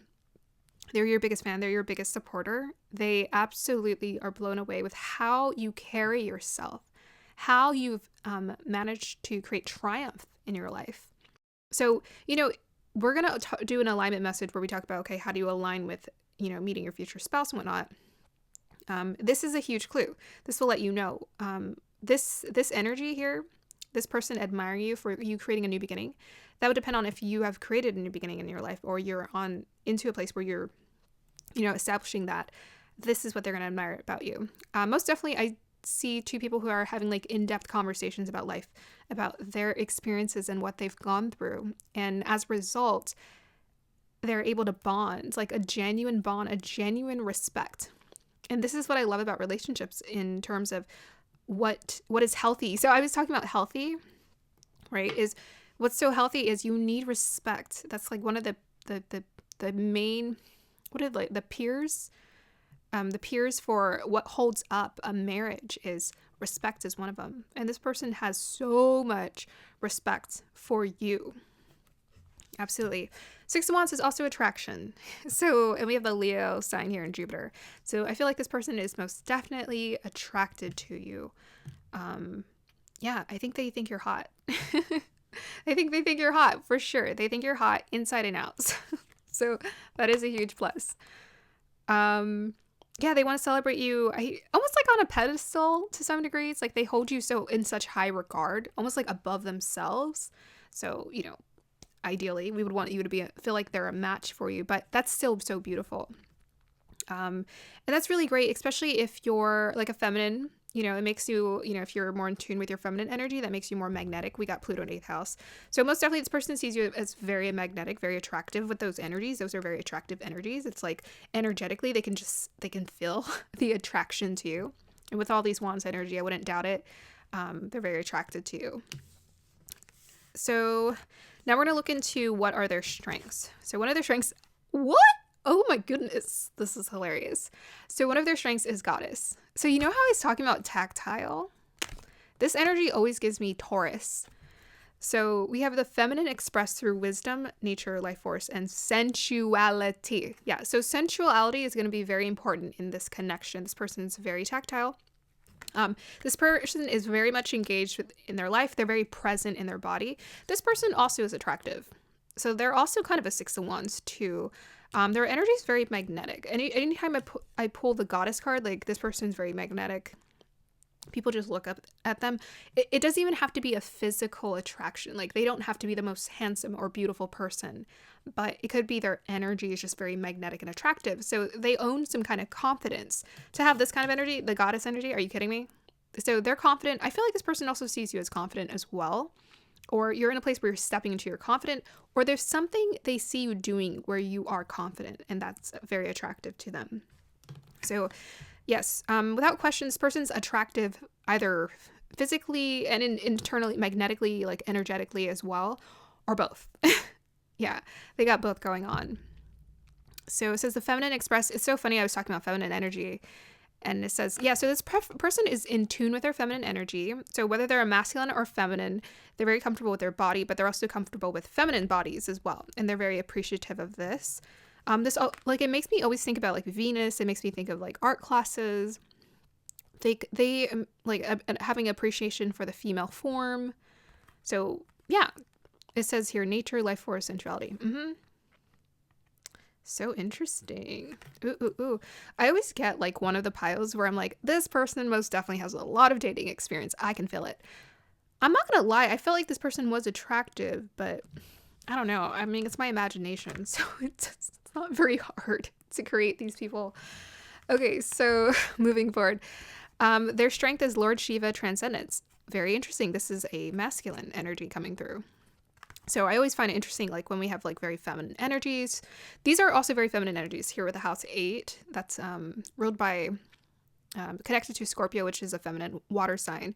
So there's something, you guys are like kind of very similar. You guys both have this like really magnetic energy about you. It might operate a little bit differently. I almost feel like this person's, because we have the red here, which takes me to root chakra. I feel like this person's magnetic energy is a little bit primal. It's more physical, like a physical attraction. Your attraction, your magnetism. Well, you definitely have, okay, with the Jupiter and Leo and the Six of Wands, yes. But you also have this side to you, like very internally, very magnetic, almost like mysterious magnetic energy. Cool. Okay, so with the Lord Shiva Transcendence, rise up. So this is their strength. Honor your inner force. Interesting. And they're talking about life force. Steps are being given. Dance with the universe. Okay, Shiva. Shiva. This person's very intuitive. Okay. This person's deep. Very intuitive. You're very intuitive. Very intuitive. You guys are marrying each other. You may be the divine feminine version. They're the divine masculine version of yeah, that you guys are like, there's a polarity here. I wouldn't doubt it. You would have to in order for there to be attraction. But without the question, this person's very intuitive, very in tune with their feminine energy. They read people really well. They read energies. They read emotions very well. So I'm almost willing to bet when this person meets you, they can almost just sense like, because I was talking about the hidden, but they see it. They see like right through you, because they know this energy. Like they know your depth because they have it too. I feel like yours is, I don't know. I'm getting it operates a little bit differently than theirs. Transcendence. Steps are being given. Dance with the universe. Yeah. I don't know. You guys both have like a really, okay, so this is future spouse, right? So this is at a point where you guys have established growth. You guys are matching each other on this level in terms of like transcending. So they're looking for their match in terms of someone who wants transcendence. I feel like theirs is like very much like spiritual awakening. They're awakening through their intuitive abilities. We have your Pluto house 8, so it's like I think they most definitely can sense you're intuitive too, you're deep too. I wouldn't doubt it. You know, we're here watching pick a card readings. We're all learning how to get more in tune with our intuition better. And yeah, this person just senses things and they see things, and they most definitely have that feeling towards you. It's like, you're my match, you're my person. Okay, so I almost feel like I want to go back to that. So we're going to pull some more cards, some clarifiers on their strengths. So let's go ahead and look at, because there's so much energy I'm getting from here. I almost want to sit with this. But what I do find interesting is, so you got some sacral chakra. I think you guys both have like a fieriness maybe to you. There's a lot of warm tones here. I'm hearing a really loud plane. I feel like that's a good omen. Yeah, like very rich, warm tones. I feel like this person that's the kind of life that they want to live. It's like they want warmth and beauty. And I wouldn't doubt that this person maybe likes to decorate themselves. They like to wear because they're in tune with their feminine side. So whether they're masculine or feminine, I feel like they like to dress up. I feel like the Shiva is very dressed up. That was weird the way I said that. This Shiva, because it's a depicted version of Shiva. But yes, this version of Shiva, he's very decorated. Yeah. And Shiva, he had a connection. He had a feminine counterpart. I will go get the book for you guys. I have to go get it. And we can read about his feminine counterpart. We're going to learn more about that because I'm getting more vibes here. Yes, there's more things going on. I almost want to feel like I'm getting a little spiritual teacher energy from here. Just a little bit. So interesting. Okay, we'll come back to it. So I just saw 11:11 on the clock. Soulmate. Just kidding. Maybe. Probably. Moving on to what are their weaknesses? We have here fork in the road. Ooh, and we have another 13. And I saw 13 earlier. Yeah, 13 is very significant for this pile. I'm going to go ahead and look that up for you guys too. So fork in the road, it usually takes me to being indecisive and having a lot of options and choices. I almost want to say that this person... Why? Okay, I feel like this is what maybe they admire about you. Because your energy feels a little bit more like decisive for some reason. I'm just getting that sense. And I feel like this person is maybe a little bit more indecisive, or they've had to figure out things a little bit better. So something about decision, fork in the road, having to make decisions, multiple options, having too many options. What are they having too many options about? I have an owl and a monkey and a lamb here. Yeah, there's a lot going on in this imagery. It says pool. Okay, I don't know. The first thing I'm getting here is like, I feel like this person, because we have like a lot of Venusian energy, I feel like this person was able to experience a lot of maybe opulence in their life at some point, or like the pleasures of life, right? Like they indulged. Like I feel like they've indulged in it before. They've gone there, they've done that. But it's kind of maybe led them astray at times. And so sometimes they get maybe confused between, because what I'm getting from this card, honestly, it's at this point is spiritual awakening. I feel like they're trying to still figure this out. I feel like maybe you're more developed here. They're trying to still figure out their spiritual awakening because they're still at a point where they're trying to decide who they are, like who they are, like what path they want, which is interesting because I was just talking about how this person wanted to live this very specific type of lifestyle. And here we have this. So maybe not. I think they will eventually. I almost want to say maybe sometimes when energy's, I saw 13 on the clock in. Sometimes when energy's too feminine, it makes you a little passive. So there's a way I'm trying to connect this message to you guys here because I can feel it. I'm just trying to like find the words. But sometimes when people are very like watery, maybe their energy is very watery, they can be quite indecisive because they're maybe they're needing more like of that fire, that wands. I don't know. They need to be more decisive. Why do they have too many options? We gotta know. We'll come back. So the next challenging aspect to this person or their weaknesses, flag. Do not be tempted to lower your standards. Oh my goodness. Okay. I almost wonder. You know how I was saying this person's very magnetic, and I was saying they had too many options, and we have flag here about don't be tempted to lower your standards. Where do you hear that line? We always hear it when it comes to dating. Don't lower your standards, right? So you remember when I was saying that this person like has a very specific way that they want to live or experience? I feel like they do or they will at some point. Like that's a part of themselves they're aligning with. Because it says here, rise up and honor your inner force. Steps are being given, dance with the universe. So this is something they're stepping into. Yeah, they're more of a beginner with this. Honor your inner force.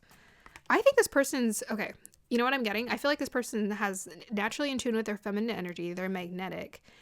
But they don't really know it on a spiritual level quite yet. They're more in their body. So I wouldn't doubt that this person with this flag here in the fork in the road. So funny, I brought up the dating.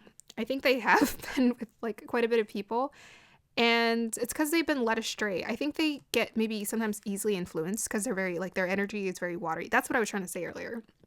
Sometimes when your energy is very watery, you can get very influenced by other people around you because you're so empathic. You pick up on what they want, like kind of like a projector. So projectors can like pick up on what people need, and unfortunately, if they don't set their boundaries, people can take advantage of them. Because they're just like very psychic when it comes to knowing what people need. So I think this person's very intuitive when it comes to people need, but yours is like different. There's like a decisiveness here with that 6 of Wands. It's like, I'm the leader. I'm leading the way. We got that Leo energy. I'm leading the way.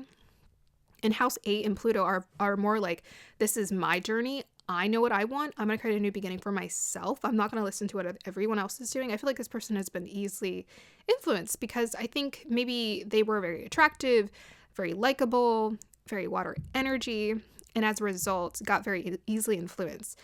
And so they probably got involved with people who were very superficial in terms of wanting to know them. Like, there's so much depth to them. they're still discovering this. That's why they love it. Like, that's why they're so attracted to it when they see it in other people, because they can sense this, but they're still trying to figure out how to honor their inner force, or they're embracing it, but it's still kind of new to them. So yes. Okay, so let's go ahead and I'll get the book real quick. I'll be right back.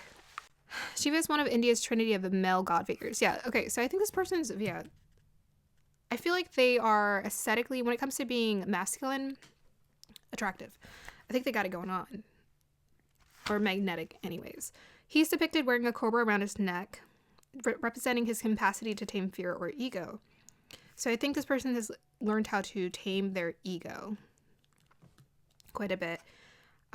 Showing this connection to, yeah, because they're very genuine, authentic. Holding a trident, acknowledging the three aspects of divine masculine power in India. Creator, preserver, destroyer. He is known as the destroyer because of his warrior-like energy and ability to destroy fear. He is a facet of, oh, okay, I was kind of getting a little bit of daredevil energy from the vision. Like, this person just wants to go live life.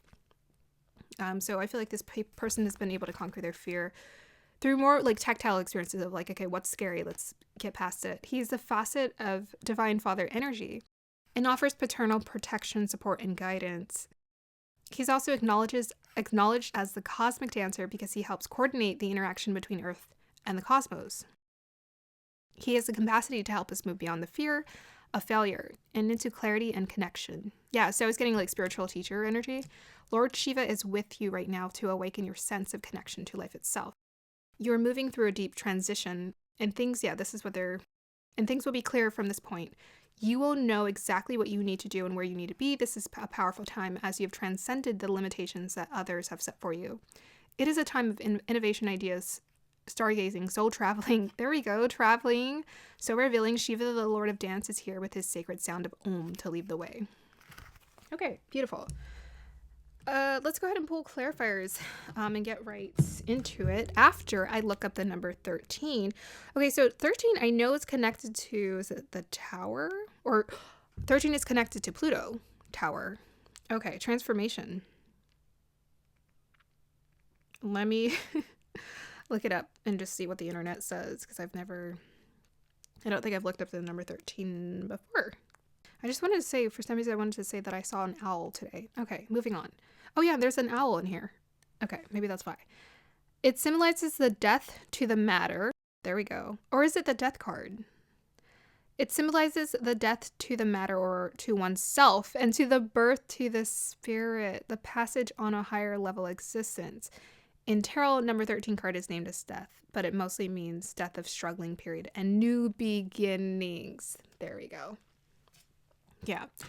So, yeah, okay, without question, I think this person has lived, the flag to me, again, it takes me to, like, things look pretty on the outside. This person has lived more of that superficial lifestyle before. Now they want something real, like, organic, authentic, real. And so they're at a place where I think they're struggling to because they're creating new pathways for themselves. So they're trying to figure out, okay, maybe they're a perfectionist. And they're stuck on which way to go about it. They're like, okay, is this the right way to do spirituality, or is this the right? Which is so funny because it's an intuitive route. You just create it as you go. There's no right way. No such thing. No such thing. You just make a lot of mistakes and you learn from them. Hopefully. Okay, so let's go ahead and get clarifiers on the fork in the road, please. This person's weakness. Guys, look, death card. That's insanity. So that's about transformation. So I gotcha.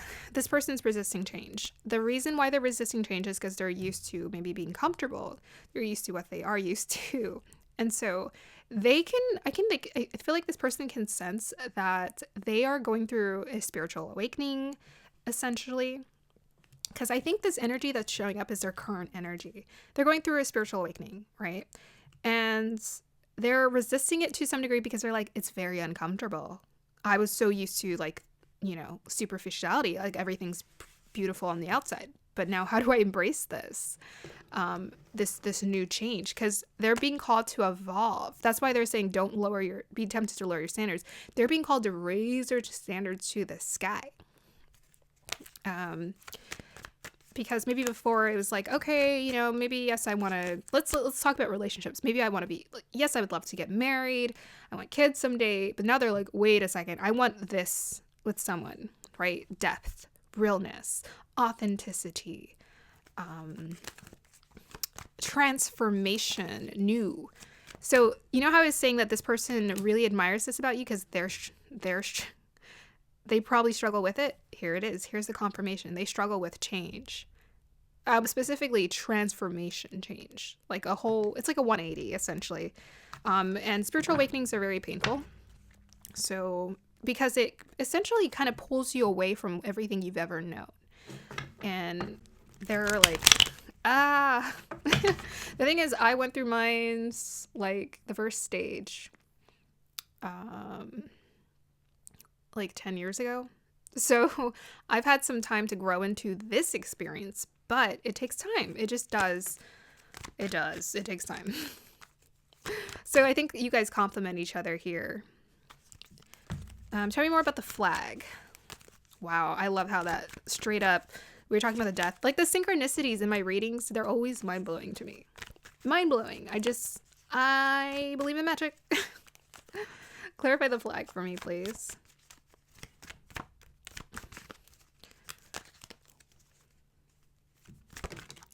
Okay, we got two. We have here, ooh, Knight of Pentacles and Two of Wands. Huh.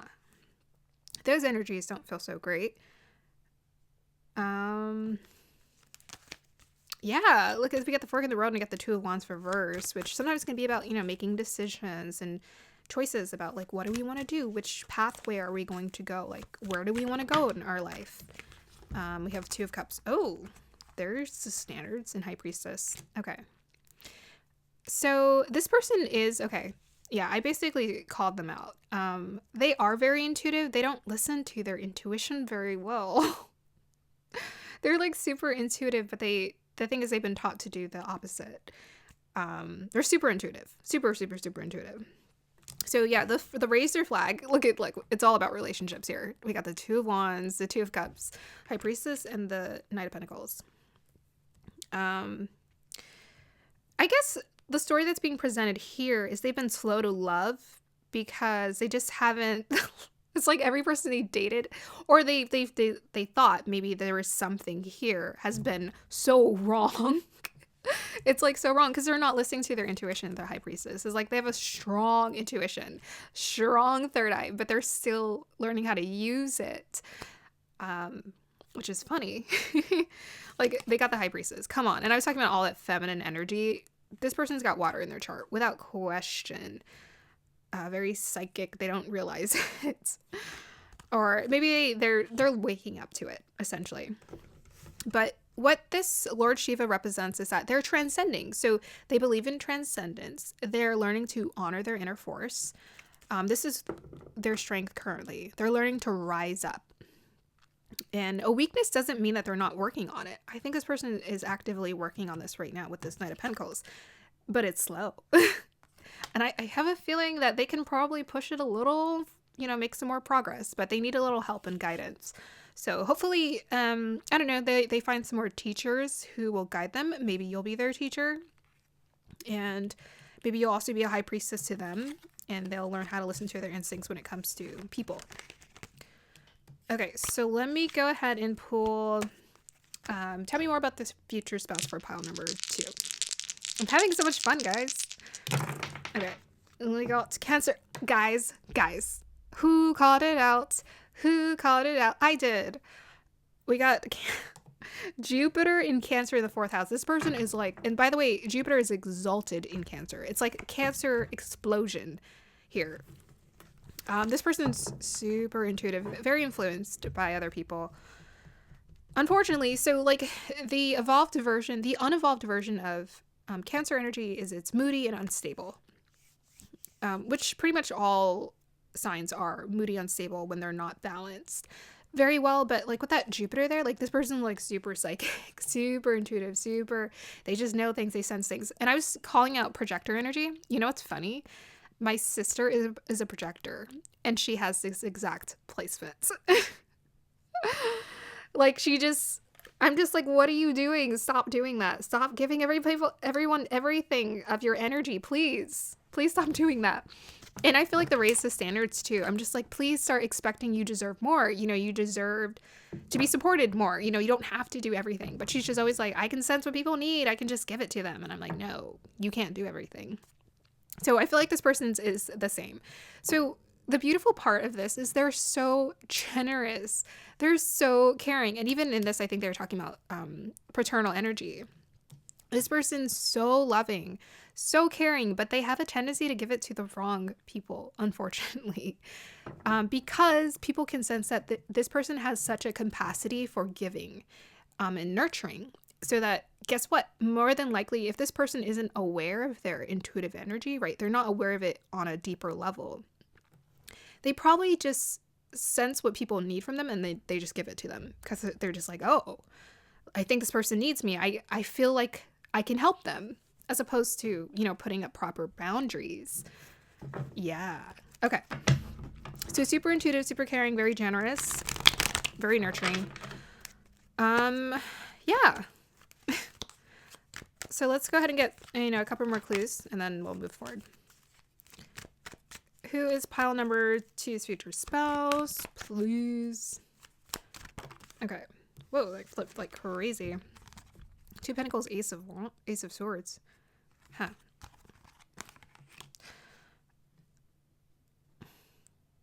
All right, so 2 Pentacles, that's about balance. So I was talking about tactile, right? We got Pentacles here. I feel like that's a really good representation of how they may be very tactile. They may have quite a bit of, or a nice amount of earthy energy in their chart with this root chakra.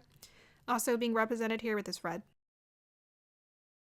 Ace of Swords means intelligent. That's what I'm getting. A thinker. Maybe even an overthinker. Okay, tell me more about the 2 Pentacles. We'll pull clarifiers and then we'll move forward. Tell me more about the 2 Pentacles, please. 5 of Cups. Okay, I think I'm also being given their current energy right now. Clarify the Ace of Pentacles, please.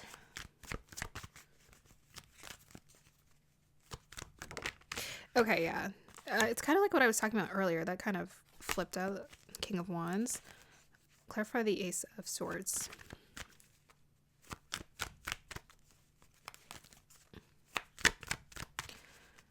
Yeah, I think this person's confident in their magnetism, their attraction. You know, they can attract people, but, you know, that's just surface level. Okay. So they keep giving me information about how this person is like in connections or what their story has been within connections. So, I mean, I'm getting the vibe that this person is single, maybe like right now, but they've been very unsuccessful in relationships. Because they haven't, with this Lovers card reverse and the 2 of Pentacles, they just have not made, like we were talking about earlier, they have not made the best decisions when it comes to people because they don't listen to their intuition, essentially. So they have ended up getting like the short end of the stick where people have just, you know, kind of, they've taken advantage of them, but it's because they didn't put up the boundaries, unfortunately. With the 2 of Pentacles, yeah, there wasn't a fair exchange of energy.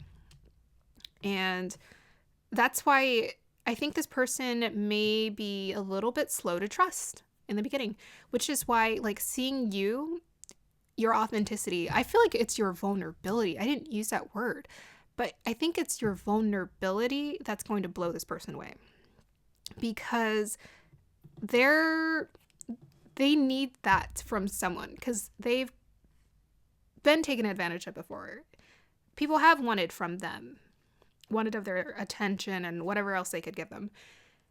And they're just looking for someone. And the thing is, they have a lot of nurturing energy. And the thing is, like, water signs, like with a lot of water, is they're taken advantage of, and sometimes they just don't realize it. They have no idea because it's not physical being taken advantage of. But this person has been a little bit both. It's been like physically. When I say physically, I'm talking about maybe assets, I don't know, like financially, maybe they've been taken advantage of, or if they've carried more of the weight in the partnership.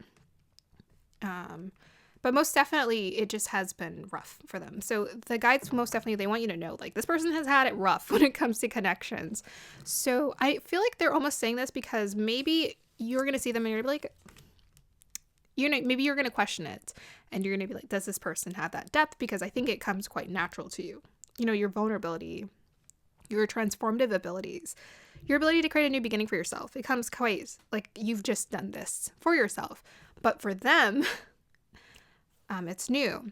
And so they're wanting you to just maybe be open to that, I guess. Meeting them where they're at. Yeah, that's what I'm hearing. Okay, so 3 and 1 add up to 4, which is about grounding. Yeah, so I feel like most definitely once you guys get together, this is your future spouse. It's going to be a very stabilizing connection, because I think you guys are wanting the same thing. I feel like this person is very giving, so regardless, once they're really there for you, and what was this song? Falling in love? It's like once they've fallen in love a million times with you, they're just gonna want to support you in whatever dreams and endeavor.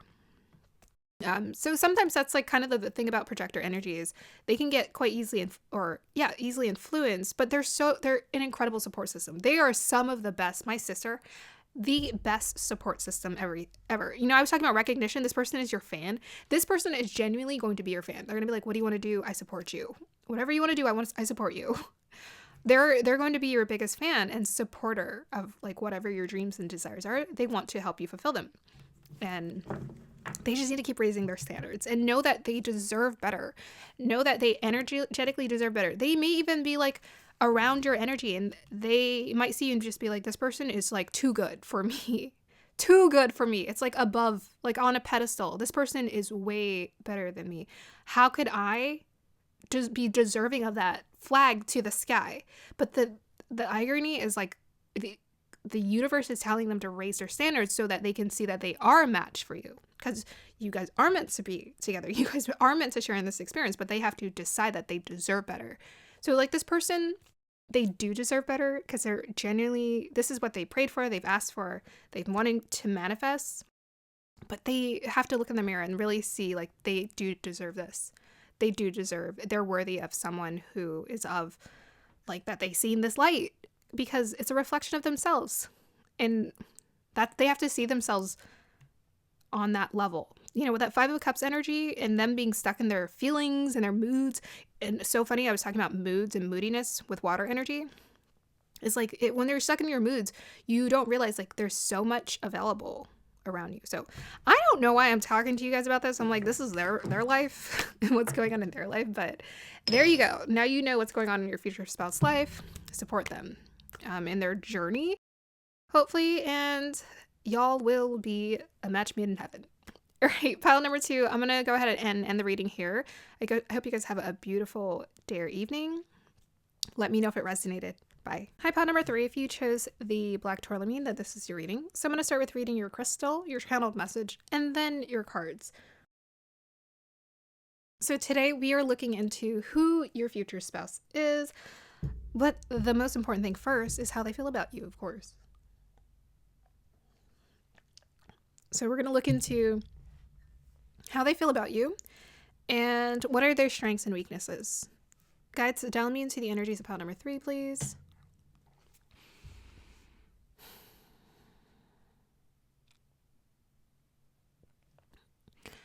Okay, I'm seeing a temple. Very interesting imagery, but yes, I am. It looks like a Chinese temple, so maybe your future spouse is Chinese. Who knows? I think it's what the temple is symbolic of. Like a strong spiritual... oh my gosh, I'm stumbling over my words. So perhaps this person is or comes from a very traditional background. Maybe they're very traditional. Maybe they like to embrace certain traditions. They find that very beautiful. Maybe when it comes to this person's culture, they love their culture. They love their... often authentic culture, like the food and the celebrations and the special occasions and the language. Yeah. Okay. This temple also seems to be a representation of strength as well. yes, I think strength of character is what's coming through for them. So I think this person has strong strength of character. I feel like you're a reflection of this as well. You have a strong strength of character. I think this person is very sturdy and strong in terms of like who they are, what they want.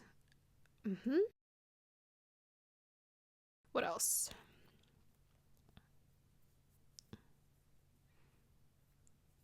Okay, I'm seeing a woman wearing a hat looking up into the sky. What is that? It feels like a symbol of hope and it's like she's taking in the air. So maybe this is a representation of, is it your relationship? I feel like your relationship is going to be very strong. The temple was very symbolic, I think, of your relationship as well.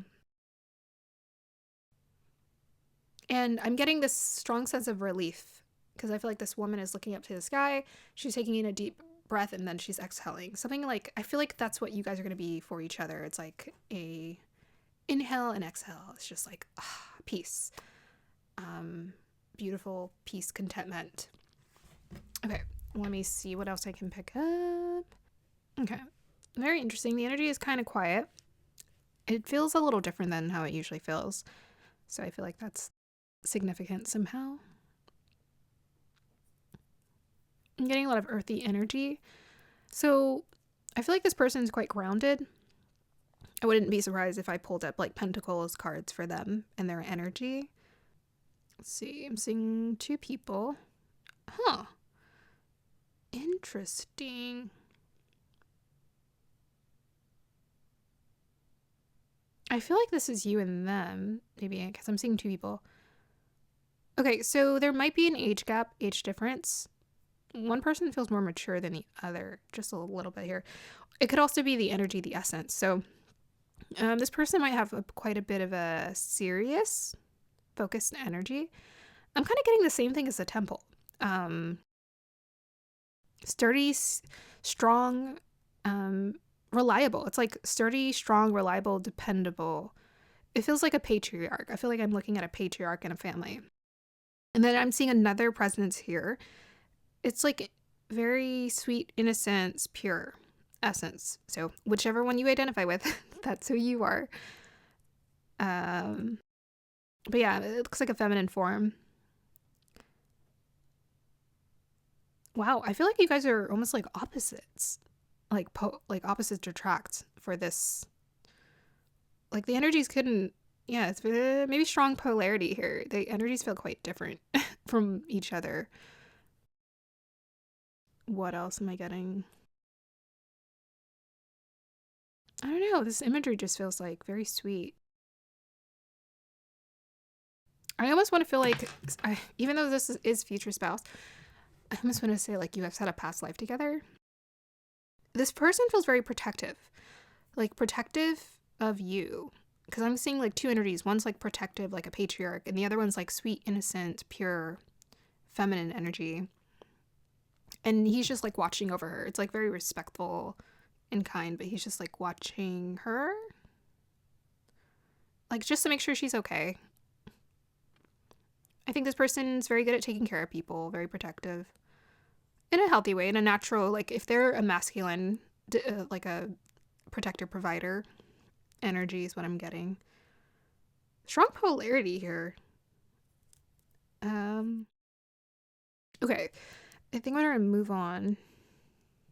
I don't know. For some reason I'm seeing like a messenger.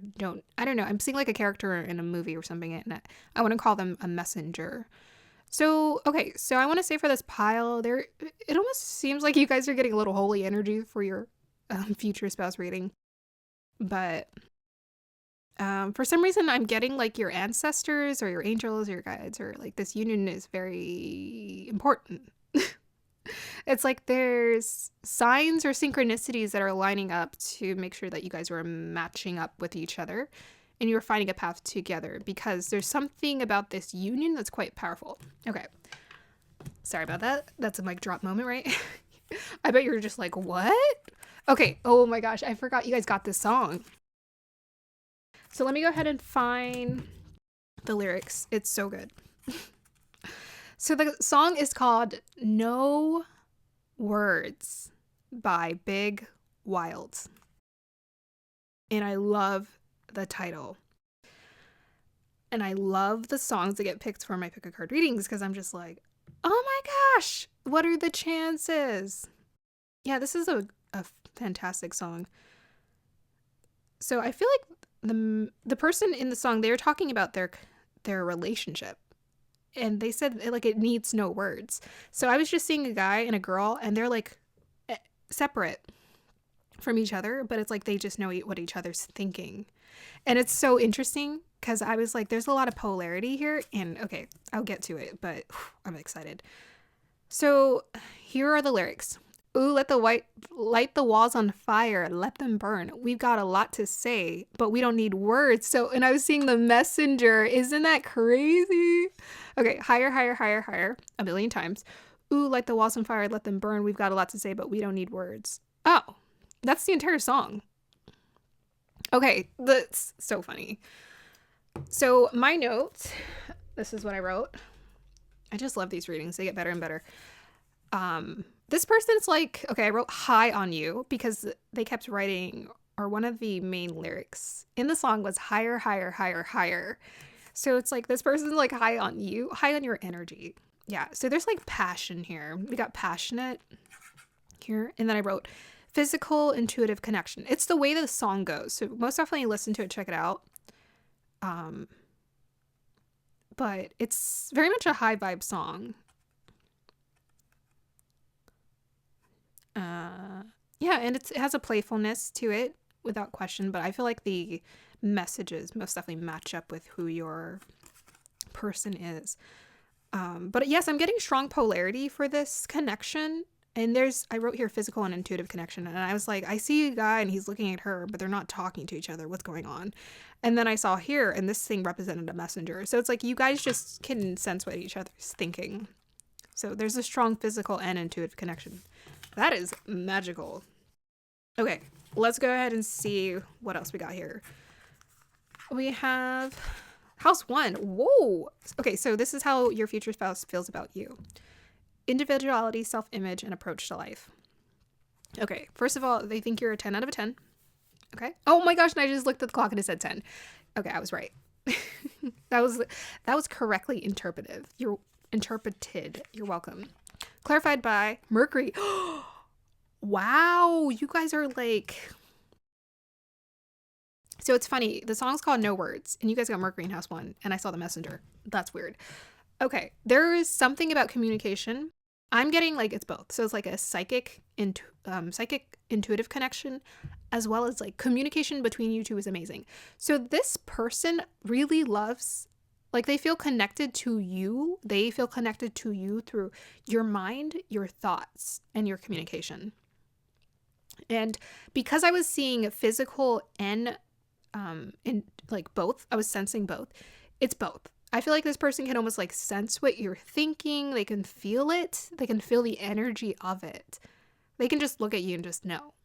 So this person loves that they know what you're thinking, but they love what you're thinking. They really appreciate your intellect. Your intellect is just like shining beacon for them. I guess because this person is just, maybe they're just seeking that. They're seeking that experience where they can connect with someone intellectually. But I was getting both. I was getting all energies for this pile. Yeah, they find you very, I don't know, it's just like the way you talk. So the energy I was getting from the crystal and even from the song is like playful. The energy is quite playful. Yes, quite playful and bright. So I think that's how they also feel about you. It's the bright and playful. They really like the way that you, maybe even you have like a Mercury in the first house. Maybe you have a significant Mercury. Maybe it's about the way you move. It's your energy. There's most definitely an energetic connection here, but it's like your energy. It's like very mercurial, which is like fast moving, like a fairy almost. Okay. Maybe they also like that you speak your mind. You say exactly what you're thinking. They really like this about you. Yeah, maybe they like the sound of your voice. Maybe you can sing, not like what I was doing earlier, but maybe you can actually, have a beautiful sounds coming out of your throat chakra energy here. Your throat chakra is very lit. They're maybe because they have a connection to, because of their throat chakra too. It's very lit. They feel very connected to you, like the mind, like-minded here. We also have here secrets, Nyx. What does that mean? So that's so interesting. You know why? Because it's like, there's like a psychic connection here, but then we have your secrets. What is that? Okay, let me look at this. You know, I'm getting kind of the same vibe from what I was seeing in there. It's like playful, beautiful, fairy-like energy. It's like they don't know where you were raised or what you were drinking and what's created you. But I feel like this person thinks you're like the most unique person they've ever met. And they really love your energy is what I'm getting. Like they really vibe with your energy. I feel like you guys are very different from one another. I'm sensing. But I think this person is just very attracted to, because the thing is about polarity, the thing that also creates attraction is mystery. So like when someone is like mysterious, you don't really know, or like you want to know, but you don't know. It's like they're always changing. Maybe there's something about you that's very like changing, right? Maybe you like to, I don't know, your Mercury can be very like, it's very mutable, right? So the energy can be very changing. It can be very like transformative. It's like, oh, today, what's the energy? I don't know. Today I want to be very serious, but tomorrow I want to be like a little kid. Like you have a spectrum to you. So they can't quite pin you down. And they like this. They like that you're always, maybe always evolving, always changing, very creative, very innovative. You like to explore very like different parts of yourself. Like different parts of yourself come out depending. I feel like this person just thinks you're a star too. It's like, yeah, like very much fairy-like, very magical. Which in essence, if you are a divine feminine energy is mysterious, period. So it's like they find your feminine energy like very attractive, very alluring. Because I think they're very masculine is what I'm getting. Okay, so let's go ahead and pull another card for, no, that was a different pile. Oh no, I did say this for this pile. Remember I was saying I saw a temple? So we have here 4 pentacles. This is what this person likes about you. Stable. So remember I was saying strong. You know, it's so funny because you have this mercurial energy, but in order for someone to want to settle down with you, for you to be their future spouse, you would have to have some kind of stable energy around you, like stability. You're very stable. So it's so interesting because you have the other piles too. They had like very opposite energies come together. And I was like, oh, interesting. But yeah, you're like another one of those piles where you got a lethal combination. Because your lethal combination is that there's something about you that's very changing. There's a lot of movement in your energy. Could be the way you talk, speak, move. You're very creative in the way you express yourself on a day-to-day basis, you know? You like to put on different personalities. Just look up femininity and mystery and you'll know what I'm talking about. This is like a huge turn on. It's like the spectrum. It's a huge turn on when you have a spectrum of personalities. But you're not crazy, okay? Like with the 4 of Pentacles, like, but you're not crazy. It's like you want versatility because it keeps things exciting in a relationship. Because the person's always going to be like, I always want to get to know you. I always want to get to know you. There's always so much to know. So the 4 of Pentacles is like you're stable. Like you're secure, you're grounded, you're responsible. You take care of your responsibilities. That's what I'm getting from that card. This person really loves this about you.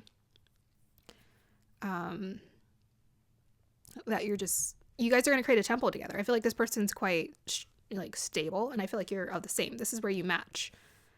We also have, so this is what their strengths are. We have here, oh my God, they're the same as you. Wait a second, I'm so confused. Why was I getting 2 different energies in there? Okay, so guys, we got child magical, and I was talking about the fairy this entire time. So you guys actually match on this level. I'm going to figure out what okay, I think I know what it is. I think you guys both, maybe you guys mirror each other. You have both. We'll see what the other cards reveal. So child magical, this person's very in tune with their inner child and magic. And we've been talking about magic this entire time. Seeing the potential for sacred beauty in all things. The belief that everything is possible. That's why it's attracted to them, because they believe in magic. They believe in the ethereal realms, magic, possibilities. What can happen, yeah, that's really interesting. I mean, it fits your reading, but I got to figure out what the vision was later. And maybe this is also why your connection is potent. And I was saying that there's a reason why you guys are being brought together, because I think this is what you guys can give more of in the world, and you can, what do you call it? Expand this energy in this world. The world needs more magic, and you guys have this down. You believe in magic. We also, so yeah, they may be super open-minded to energy, tarot, divination, astrology, stars and the moon. They're very open to it all. Their other strength is Brigid, inner strength. Move back to wholeness. Guys, what is going on? Did I pull the right cards? These are like the same energies. I'm not going to lie. It's exactly what I described. So Brigid is known as the divination queen. She's known as the divination queen. So this person is the same. They're very much into divination. They're very much a child of the divine. They're very much open to all of that. It says, move back to wholeness, recognize that you have power. Yeah, they're very much about their inner force, their inner power, being in tune with that feminine energy. Yeah, they believe in it. They understand that energy is real, and they know how to use it to create more of the life that they want. They recognize their inner power, their spirit. They recognize this in you too. But you're also a mystery. Okay. We're going to pull some more clarifiers on who they are. Because most definitely what I'm getting is you guys are a match here. You guys are like the same when it comes to this. We also have here, so this is their weakness. We have your sorrow over a loss, wreath. So there's still something they're having to let go of. Which is interesting because we have Four of Pentacles, which is about letting go when it's reversed. So I think without question, this person is still grieving over a past situation that occurred in their life that they're still needing to get over. We also have here community. Oh, that's so interesting. So this might be why you guys are such a potent match, is because this person has been trying to look for people who are very similar to them. You know, they believe in magic, they believe in the ethereal realms, they believe in possibilities, but they haven't been able to experience that. They may have lost I wonder if this disconnect from community has something to do with like what they were raised in, because this sorrow over a loss might have been they lost some significant people in their life, and it just made them feel disconnected to people in general. And so what did they do? Maybe they dived further into their spirituality to attune themselves, but as a result, they're not entirely sure like where they can find their people. But I'm assuming once they see you, they're like, my person, you're my person, because you guys have the same belief system in terms of believing in magic, believing in more than that which we can see. Yeah, we have your 8. I feel like connections have been quite unstable in their life. Okay, let me go ahead and get some more hints. We'll pull clarifiers and then we'll get to know more about them. Okay, so tell me more about this sorrow over a loss.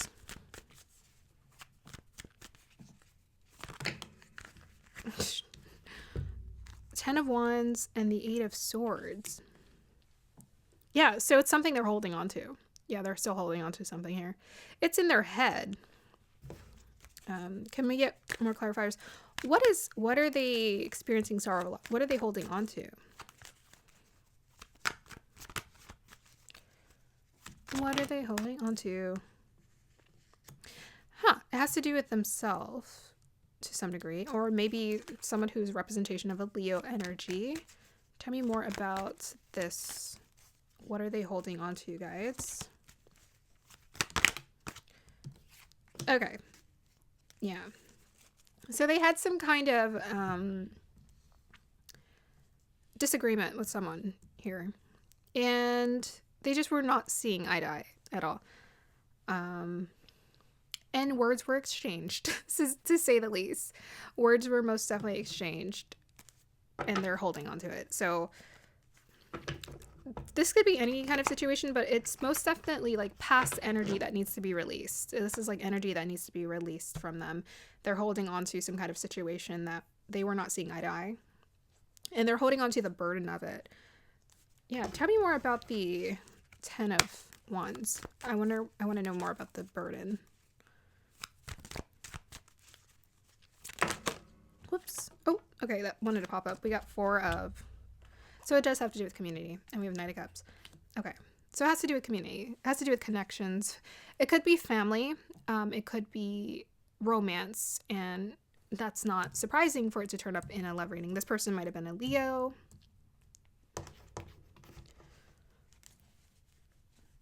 Or maybe someone who's very insecure, quite possibly, with a Strength card reverse. Tell me more about the 4 of Wands. Is this romance or family? I know you guys can tell me. I bet you can. Page of Pentacles. That could be family. King of Cups. Feels like family. Okay. Yeah, we have a King of Cups and a Page of Pentacles. So it could have to do with like a father figure, a masculine father figure, or a masculine or a water sign in their life. Yeah, so it's just someone who they emotionally kind of disconnected with here. I wonder because we have sorrow, the loss, and the wreath makes me think of someone passing away. Tell me more about the King of Cups.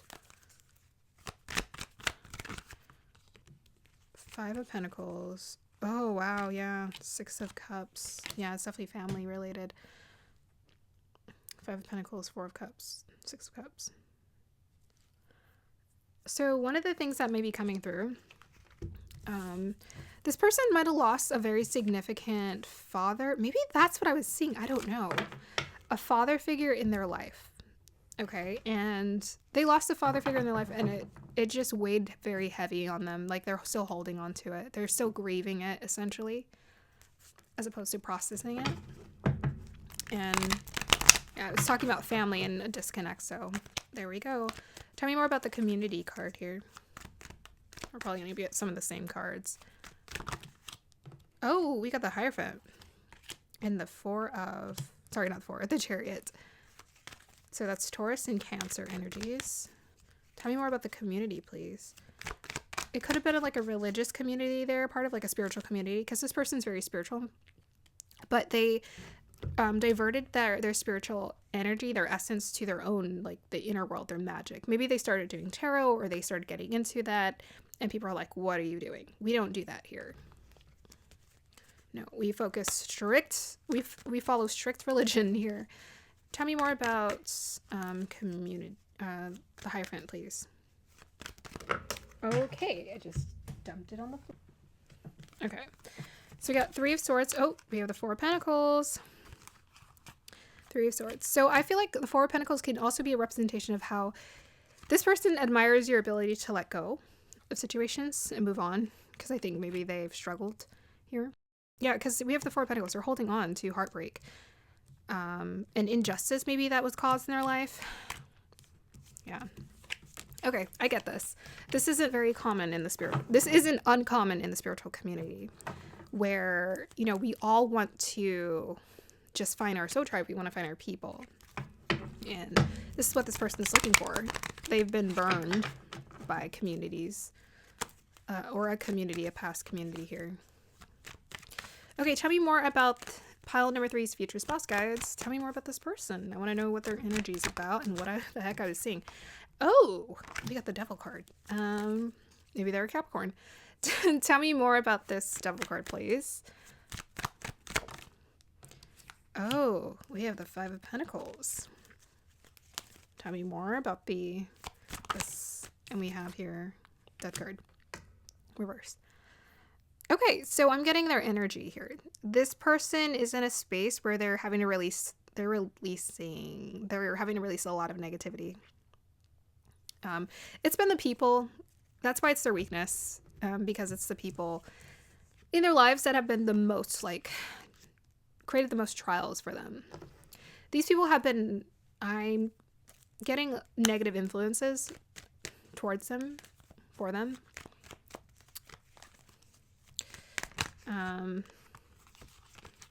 Okay. Yeah. So they're kind of resisting it because they're holding on to certain things energetically. They're needing to do some more releasing. Hopefully they do. It's so weird. Every one of the piles, I feel like I'm giving advice towards their future spouse. And I'm like, your future spouse isn't even reading or listening to this reading. And I'm giving advice to them. Let's hope it gets to them somehow. Tell me more about pile number 3's future spouse. Who are they? Who are they? Oh, we got 4. Nice. So we got Pluto and Sagittarius. So this is someone who's had to create some transformation in their life. It's in the house of family as well as psychology. Yeah. Oof. They've gone through quite a bit of transformation when it comes to their family. Sagittarius, again, takes me to, like, spirituality. It takes me to transcendence. It takes me to expansion, wanting to create a new life, a new experience, a new beginning for yourself. It's after the 8th house of, like, trials and tribulations comes the 9th house, which is about knowledge. So I feel like this person has learned how to re-educate themselves on being more open. Yeah. I feel like they have an intense attachment when it comes to family or their family. Yeah. I want to know, tell me more about the 4 of Pentacles for pile number 3. I want to know what this is a representation of for you, because it popped up in their reading too. I wonder if you guys are marrying each other to some degree. 10 of Pentacles. Okay, you are stable. Yeah. So I was picking up that. Yeah, because this person has experienced so much instability in their life. They're looking for stability. You know, someone who wants a family. Someone who is responsible. Takes care of themselves. And so this is what they're looking to you for. It's like, you're responsible. You take care of yourself. You want to take care of your family. And they've experienced a lot of instability in their communities before. Tell me more about the 4 of Pentacles. Let's see if we can get another clue. 5 of Wands reverse. Yeah, so that's about releasing. So that's about, again, working together. Yeah, this person does not want conflict. They do not want drama. I think they're battle worn. Battle worn? I guess so. Tell me more about this pile's future spouse.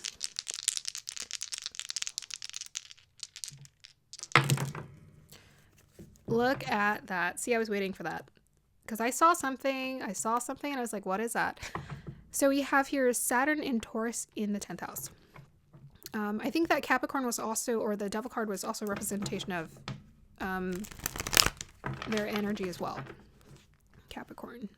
So I feel like they've experienced a lot of instability when it comes to people they've been around, but it's caused them to be stable. And I think this is your story too. So it's like when you experience so much instability in your environment, you psychologically, you start to, if you're shining self-awareness onto your experiences, you start to psychologically rewire yourself to create stability. Because you're like, okay, I don't want to experience instability. You know, sometimes we create the opposite experience of what we are raised in. We create a whole new experience for ourselves moving forward. And if we're wanting to create family. And this person, most definitely, they want family. Family is so important to them. But I think they've had really unreliable people in their family who've just, like, rejected them. So the Saturn in Taurus in the 10th house. Yeah, this person's extremely responsible. I was getting that energy. It didn't come through for these cards, which is so funny. The reason why this person can recognize your magical essence is because it's in them. You know, it's what they're about to. But they're super responsible. They're very responsible. They're very stable. They're very hardworking as well. I could feel that. And serious. You know, with that Capricorn energy, I feel like they are. Tell me more about this pile's spouse, future spouse. Look at, guys, look. So maybe you guys, some of your future spouses might be a Capricorn. That came sliding out. That's crazy. See, do you guys, so I was seeing something and I was like, am I crazy? Because, like, the first card we got for them is Child Magic and then we got Bridget. but we only pulled 2 cards for them. And like, if you keep pulling cards, you might really start to figure out who this person is. Yeah, this person is very responsible, strong. I'm getting strong polarity. I think you are, I'm getting a lot of masculine energy for them, even though Taurus is a feminine sign. But Saturn in 10th house gives me more, actually Capricorn is a feminine sign too. I'm not gonna lie, but I feel like this person is just very stable. They're trying to build a tower, like an empire. Like, they're trying to build stability. Stability is so important for them.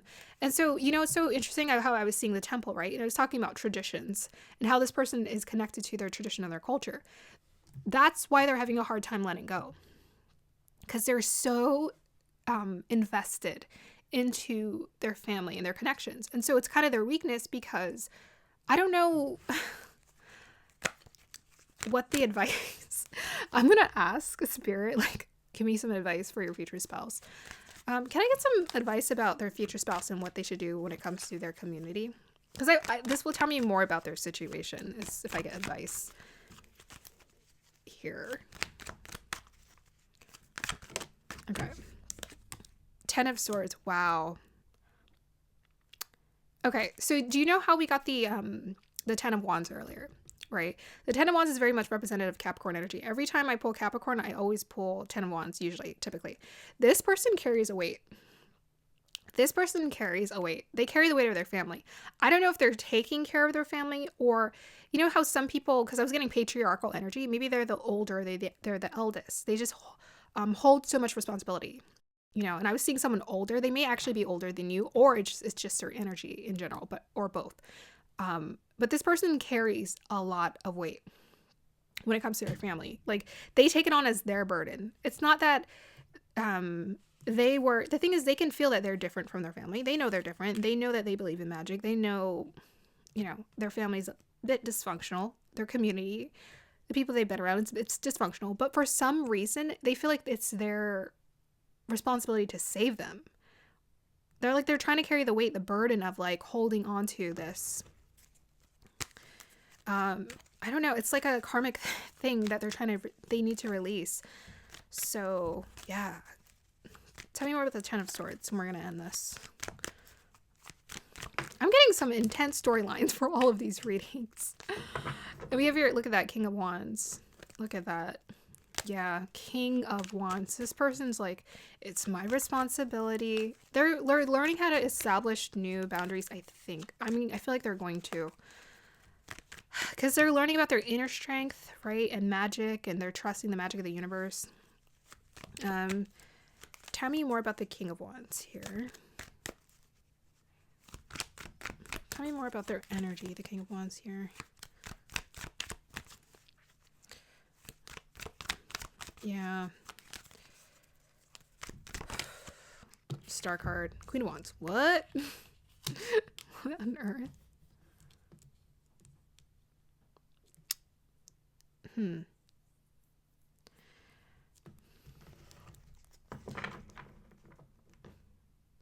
I wonder if this is their energy or if this is people in their life. Tell me more about, is this people in their life, or is this their energy mixed with my pile 3's energy? Who is this? Who are these ones? People? 5 of Cups reverse. 5 of Pentacles. Oh. Huh. They both came out reverse. It's typically about, okay. So guys, they're giving me a hint. You know, remember how I told you guys your connection is special? There's something you guys are going to create together. I'm seeing divine counterparts here. We have the King of Wands and the Queen of Wands. I feel like that's you too. It's your energy. So this person is having to do quite a bit of healing in their life, right? They're needing to do quite a bit of healing.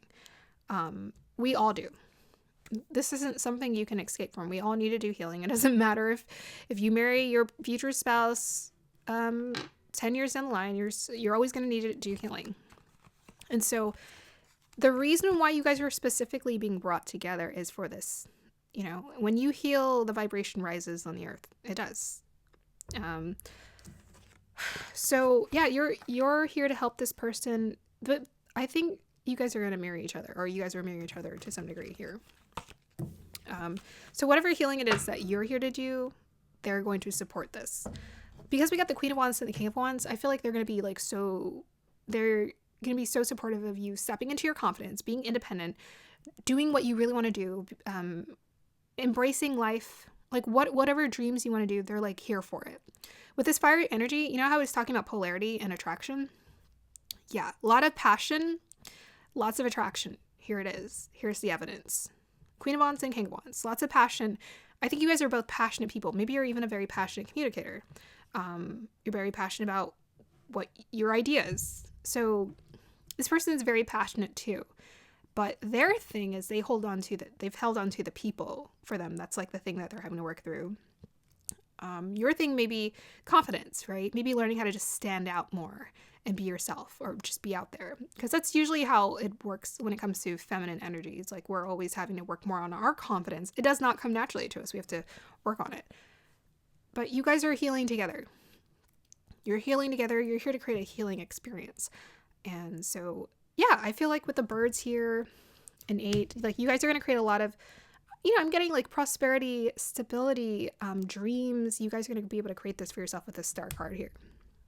Okay, so pile number 3, I hope you guys enjoyed that. What a beautiful read. Let me know if it resonated. And is that it? Have a beautiful day or evening. Bye. Hi, pile number 4. If you chose the jadeite, then this is your reading. So I'm going to start with reading your crystal and just sensing whatever energies want to come through. And then I'm going to read your channeled message from the song that was picked, from spirit, from the guides, from the magical realms. And then we're going to go ahead and pull unveil your tarot cards. So this is essentially a 2-part reading. We're going to look into how does your future spouse feel about you? And then we're going to also look into knowing them more. So what are their weaknesses? What are their strengths? And then, of course, we're going to pull clarifiers, because I love being nosy. Like, these are the best readings to get nosy on, because you're just like, who are they? What are they doing? What's going on in life? And, I love being nosy. It's like watching a soap opera, but real life. And I have respect for you guys, of course. Okay, so let's go ahead and see whatever energies want to come through, guys. Whatever energies want to come through, let me know. Okay. All right, so I'm seeing hills and valleys. Okay, what is this symbolic of? Traveling, going a distance. Climbing, progress.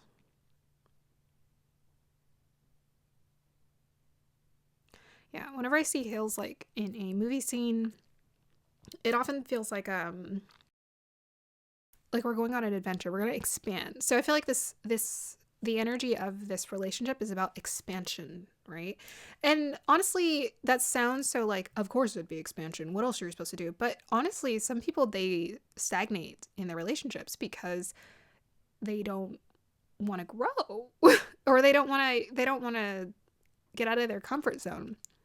So there's something about like, you two supporting each other in getting out of your comfort zones. It's going to be very significant. Okay. Let's see what else.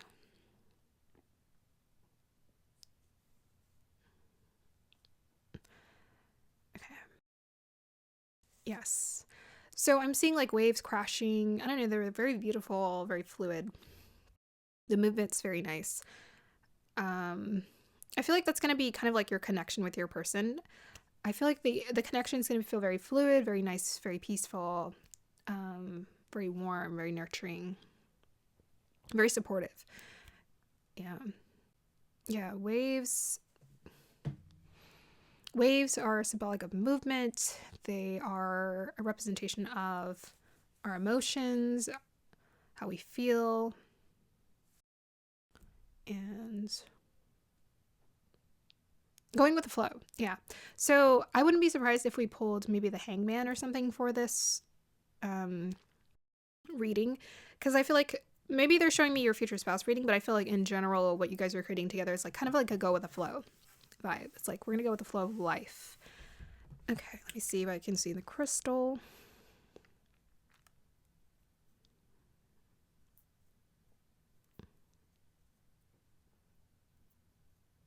Okay, so I feel like most definitely one of the things that you're going to be creating in this experience is conquering fears, because I'm either seeing a panther or an alligator. I don't know, but it's taking me to like fears, like things that scare us. So you guys are going to embrace being very fearless in your journey, doing things that really scare each other. Well, whatever scares you, this person's going to be supportive of how you can overcome your fear. Let's see. I don't know why I'm seeing, like, I'm thinking about Japanese. Oh my gosh, candle just went out.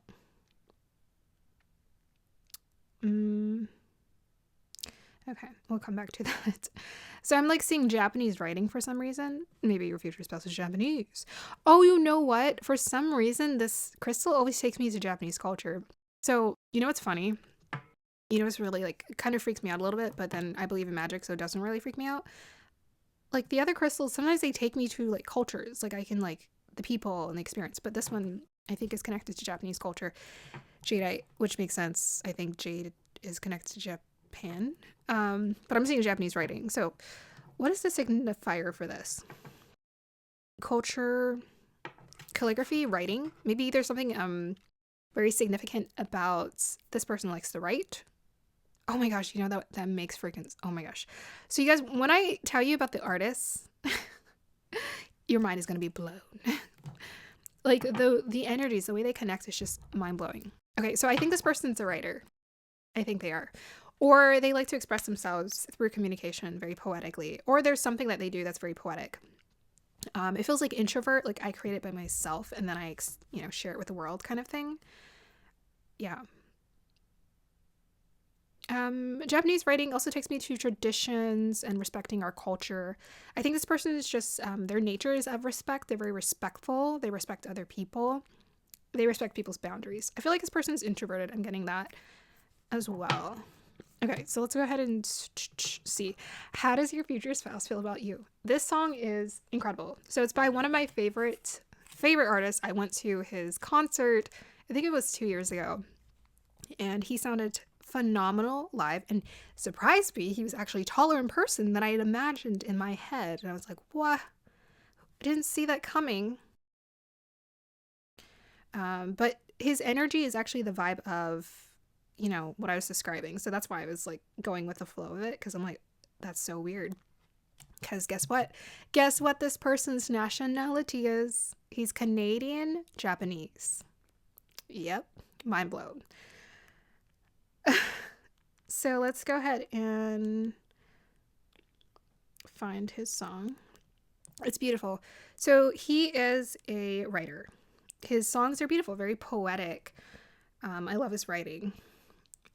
So this song is called Reverie by Nozuka. Here are the lyrics.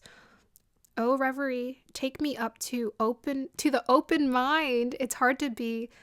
By the way, I'm terrible at memorizing lyrics. So every time I read the lyrics, I'm like blown away because I'm like, because I'm terrible at memorizing lyrics. Oh, Reverie, take me up to the open mind. It's hard to be with the weight on my mind. Silent pace, help me see. Oh, on I stare, take it on and had me gone. I'm in the air, over the hills. That's weird. Guys, I did not even, Okay. Reverie, heavier on the upside, I saw it climb and watched it fall. When I'm here with you, old trees standing tall. I'm there, I'm leaving the times. From your well, from the wild, saw it rise to the sky and then it fell. I get caught in the light of your spell. So, by the way, I know this is like very poetic and abstract. In fact, you listen to the lyrics and you're like, what is he talking about? He's talking about reverie, right? And correct me if I'm going to look it up, but I feel like reverie is connected to like memory, right? Okay, we're Googling it. A state of being pleasantly lost in one's thought or daydream. Okay, so this is how this person feels about you. And the thing is, I kind of picked up on that, even though I didn't really know the meaning of that word. I said, okay, I have to finish the song because I'm going to spoil it. Okay, it's here. All trees standing tall, I'm there. I'm leaving the times from your well, from the wild. Saw it rise to the sky, and then it fell. I get caught in the light of your spell. That's how this person feels about you.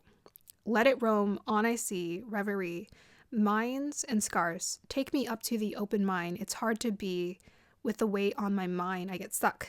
Travesty, cut my hair. Had to lose and I didn't care, I couldn't bear. Lost some sleep, but all day dream. How they feel about you. Heavier on the upside. We make the climb and then we fall. Water, it's like go with the flow energy. It's like climb and then we fall.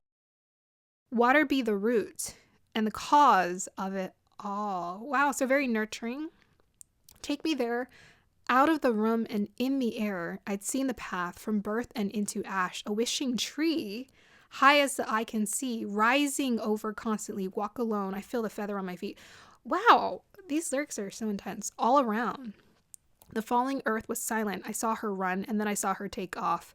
How much further could I carry on? I could get lost inside a song. When I'm there, I'm not here at all. Wow. So this person obviously is writing about the experience of writing, I think, so maybe this person is a writer or very poetic, but most definitely that's how they feel around you. Is they're mesmerized to the point where they get lost. It's like when they're with you, they're not, it doesn't matter where they're at. They're just with you, with your energy caught up in the light of your spell. So the notes I also wrote was peace, serenity, inner child, young again is the vibe of the music. And I could imagine a couple sitting in a field of grass. Very beautiful. Moving on. So we have here how they feel about you. Yin, wow. You are like a dream to this person. Yin energy is like the embodiment of feminine energy. They feel like you embody all that is feminine and beautiful and creative and glorious. This is how they take you in. It's like a poem. You're like a poem to this person. That's so beautiful. We also have here Aries, independence, bravery, and passion. Yeah, this song is very much reflective of like an inner child energy. And Aries energy is always kind of like, it takes me to inner child energy because it's like independence, it's brave, it's very much like the full card. It's just like take off, do things, be impulsive, be mischievous. So I think this is, yeah, it's your vibe. And we were also talking about go with the flow earlier, and we have your yin.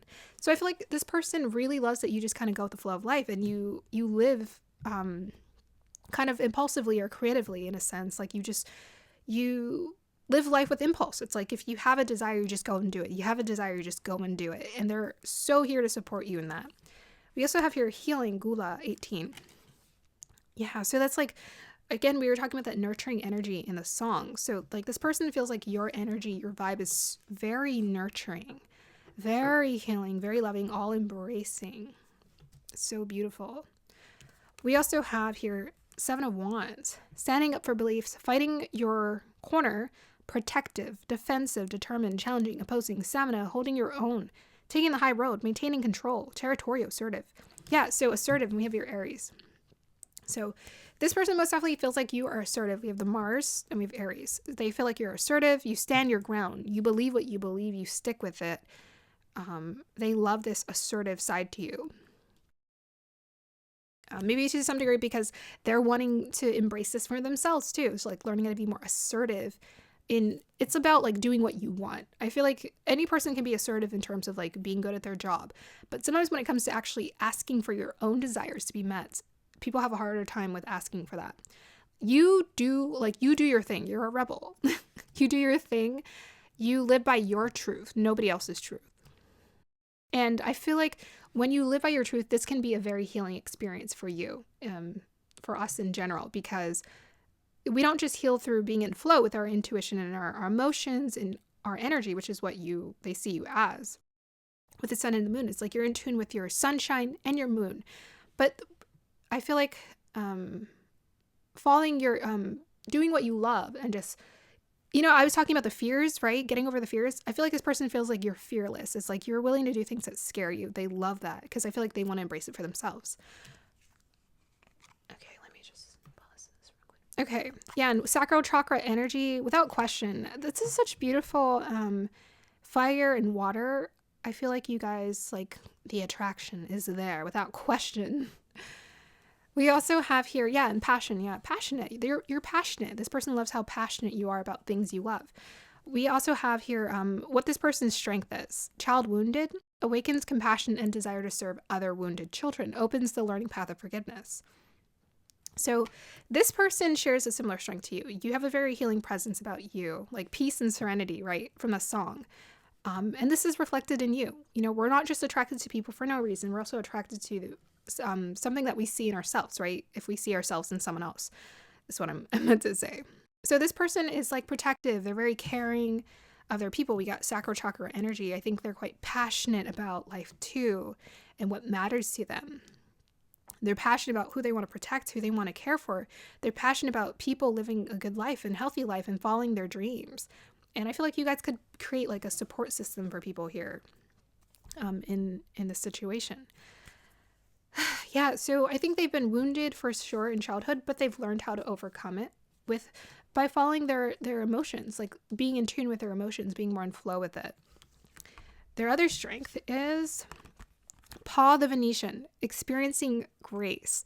Share your gifts with grace. Waves of inspiration and love are coming to you. So, I was talking about this person's a writer or they do something introverted where they share. There it is. So, yeah, this person's gifted at something that they know how to like share and express to the world. It's quite beautiful, beautiful to look at, beautiful to enjoy. The song took me to experiencing grace, but I think their energy, this person helps other people to experience grace. It's like whatever they create, it feels very graceful, just like that song. And Justin Nozuka and his writing, it's like it just takes you to this world of love and peace. And I think this is what this person wants to create with other people too.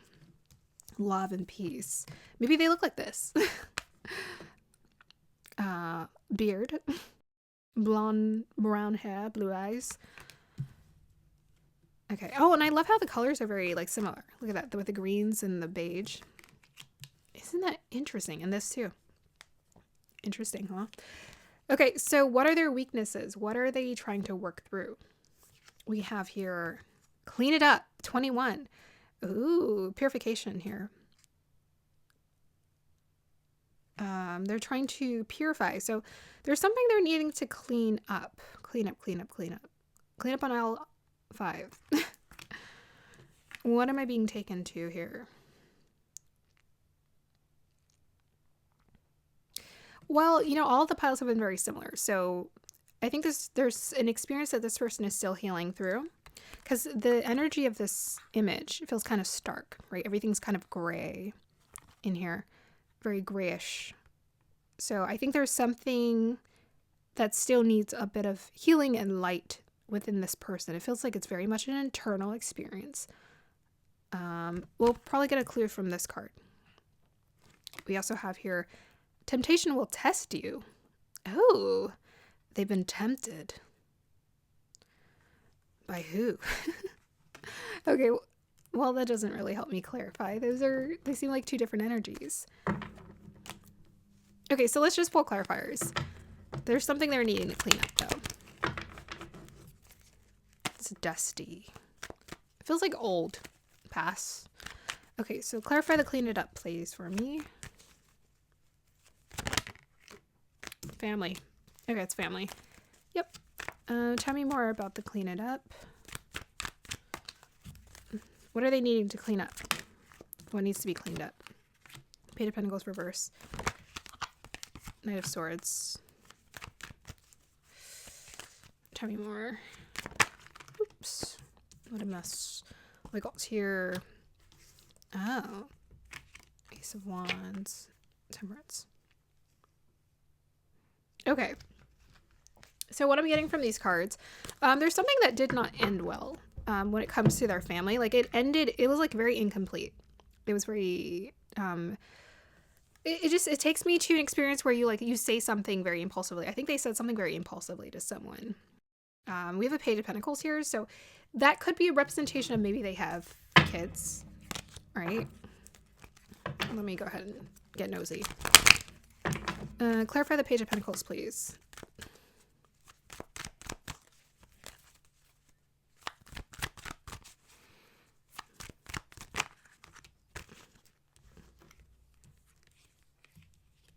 Okay, not kids.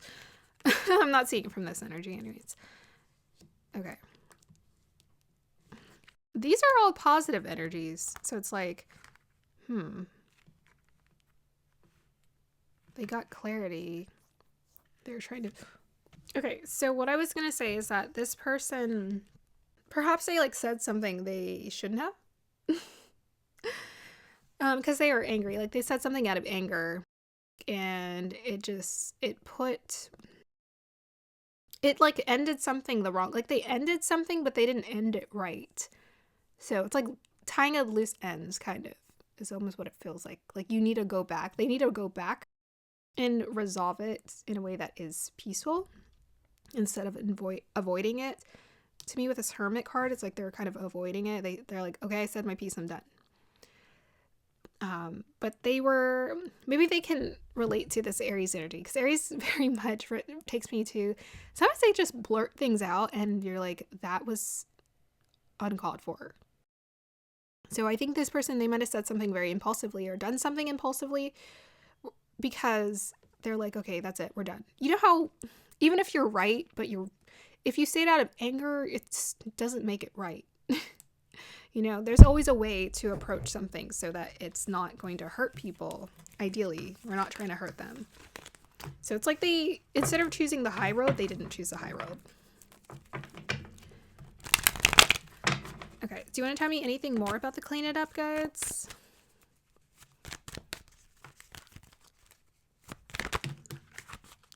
Seven of Pentacles. Seven of Wands. Sorry, Seven of Cups. Seven of Pentacles and Seven of Cups. Tell me more about the clean it up guides.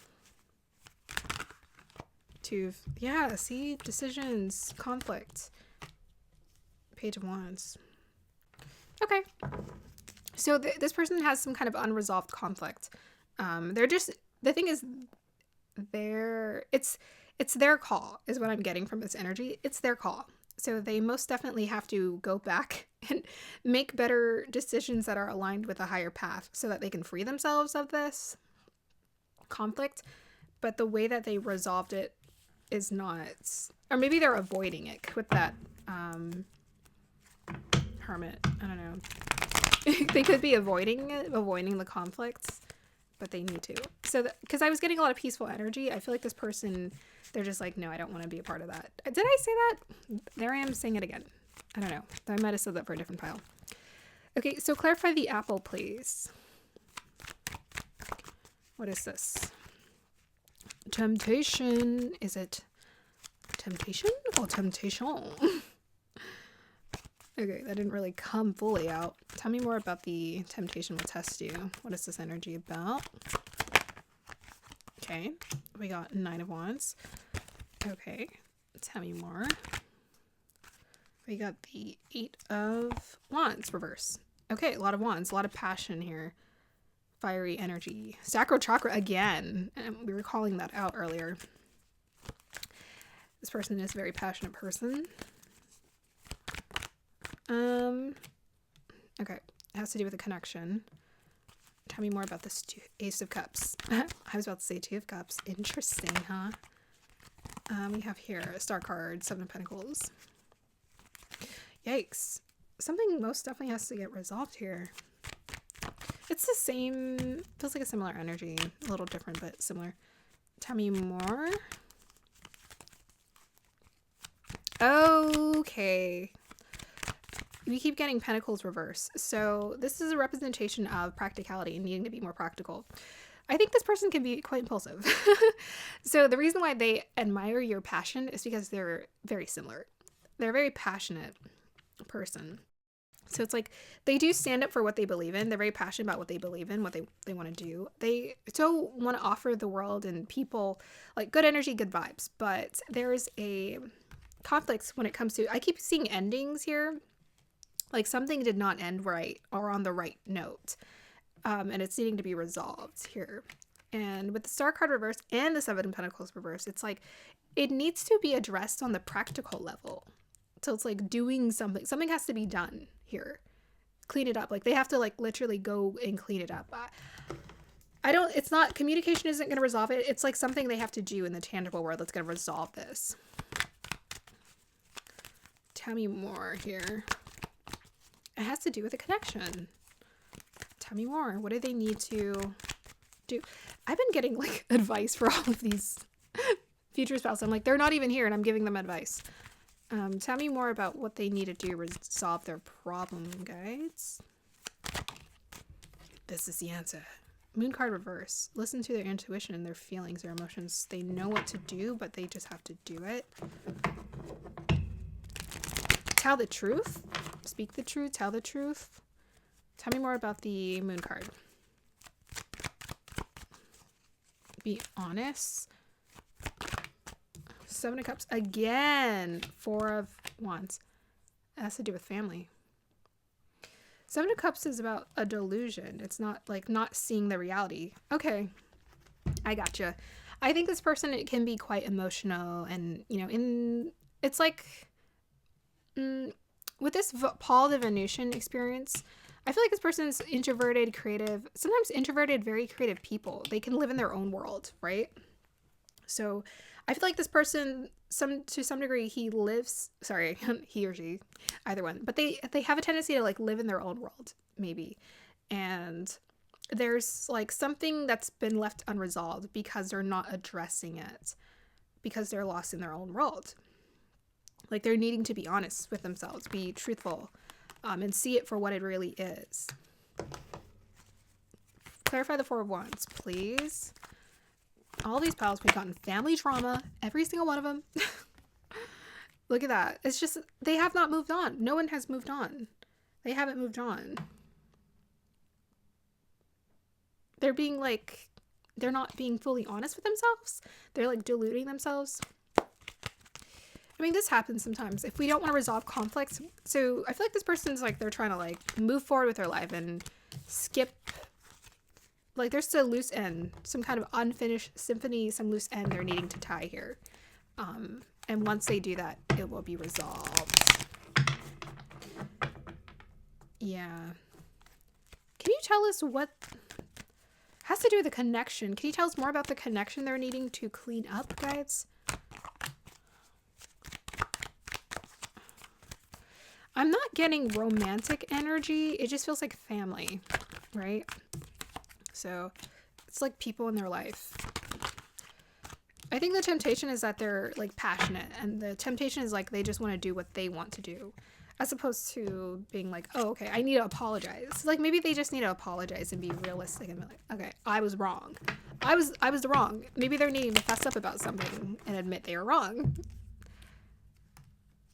instead of being lost in their own world. I'm just finding that it's not that they don't want to do the right thing. It's that they get lost in their own world to the point where maybe they lose track of like, oh gosh, I need to resolve this unresolved issue from like 4 years ago because I've been just creating and making things and being in my own world. Okay, so who is pile number 4's future spouse? We got 4 Uranus and Aries. Oh, look at that, passionate. Yeah, so this person's very similar to you, very creative, very different, very much pioneering their life. You know, they want to create their own path. They don't want to do what everyone else is doing. They don't care. They think for themselves with that Uranus and Aquarius. They think for themselves. Revolutionary energy, like a little bit of that rebel, just like the Seven of Wands. They want to like create new earth here or new something. Like I could see this person supporting spiritual communities, or, you know, advocating for what they really believed in. I can see them doing that. Tell me more about pile number 4's future spouse, guys, please. We have Capricorn, Uranus again. Yeah, this person is just a revolutionary person. So Uranus, Pluto, and Neptune are collective energies, right? It's like, it's a collective dream. Like we don't just share, we don't just have our own Neptune energy. It's a collective dream. So generations will share collective dreams, collective changes and shifts, revolutions. So this person is very much about being part of that collective shift, you know, that new earth. So with the Uranus and Capricorn in the 3rd house, so it stabilizes the 3rd house energy, but we have Uranus, which can be like very changing and radical and unique and different. And it's the 3rd house of ideas, which can also be very unique and different and innovative. let me just pull some clarifiers, because Capricorn is about putting in a lot of hard work and building. So it's interesting. I was talking about someone who's an advocate. That feels like the same energy, right? I feel like a Capricorn is like, they take on the responsibility of the people sometimes, of a community. Tell me more about the Uranus in Capricorn in 3rd house. I feel like this person advocates. Let's see. So we got we got a lot of mental energy here with the 9 of Swords. Reverse, we have the High Priestess, and we have the Ace of Swords. Okay, so strong intuition, not listening to it, or maybe resisting it sometimes. Lots of ideas, lots of creative ideas. Tell me more about this Capricorn Uranus and 3rd house energy together.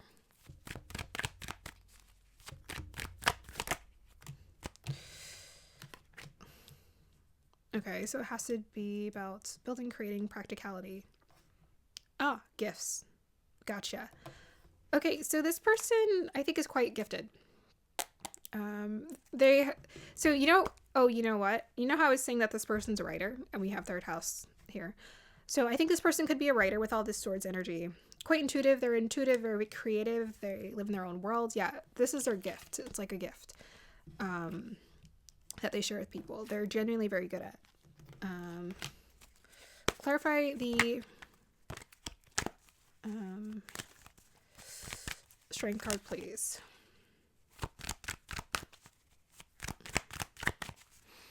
Yeah, they're very gifted. This person's very gifted. They have they're multi-talented. You know, 3rd house is usually multi-talented. 3 of Swords. Gifted, but what is this? Is this an overthinker, or tell me more about the 3 of Swords? I guess they are with that 9 of Swords. I mean, it came out reversed. Okay, so maybe they've had to deal with anxiety. We have here 2 of Pentacles, balance. Okay.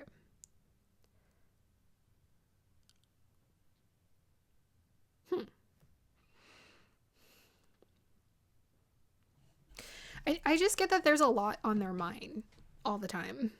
There's a lot on their mind all the time in terms of like ideas, very, very creative. They get lost in their own world a lot.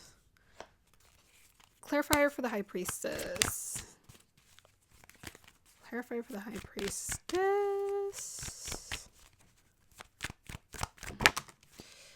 5 of Wands. Yeah, so again, there's a conflict. Clarify the 5 of Wands. Okay, that was the 4 of Swords. Again, Swords energy. Yeah, so this person's just, they're such a thinker. They got a lot in their mind. They have a lot of ideas. Capricorn can be about being ambitious, so maybe a little bit of, I'm not gonna lie, I think this person might be a bit of a workaholic here. Like, they're just like, go, go, go, go, go. Like, they're always coming up with new ideas. Maybe quite entrepreneuristic.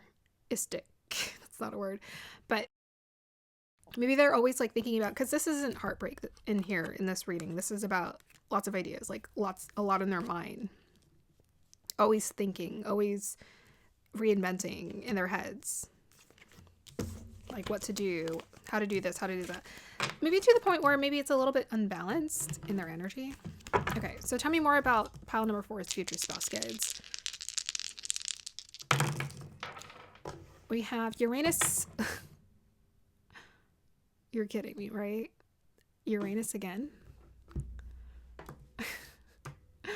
Okay, guys, this person probably is an advocate of some sort. I don't know, but it's all over. They keep getting Uranus. They are the embodiment of Uranus energy. Very original, very different, very unique. Actually, quite quirky. I feel like your person is quite quirky. They just do their thing. They do their own thing. And this is why they're attracting you. I think you're the exact same. Because we have Uranus in Aquarius in the 7th house. So I think they have a tendency to hang out with very like-minded people who support their cause, what they're interested in. They're very much a forward thinker, a futuristic thinker. You know, it wasn't an accident that I said New Earth. This person is definitely trying to create a New Earth. They're not. They're about like living in the modern age, modern society, trying to move into the future.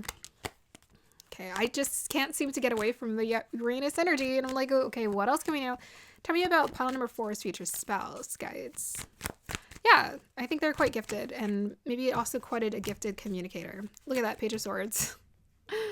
Yeah, this person is definitely a communicator. A writer, communicator, yeah. Knight of Cups, Six of Cups. Oh, what are those? Energies. Tell me more about the Six of Cups here. Okay. Oh, look. 3. It's not 3. Oh! That's so funny. I flipped it out and we got the Emperor card and the King of Pentacles.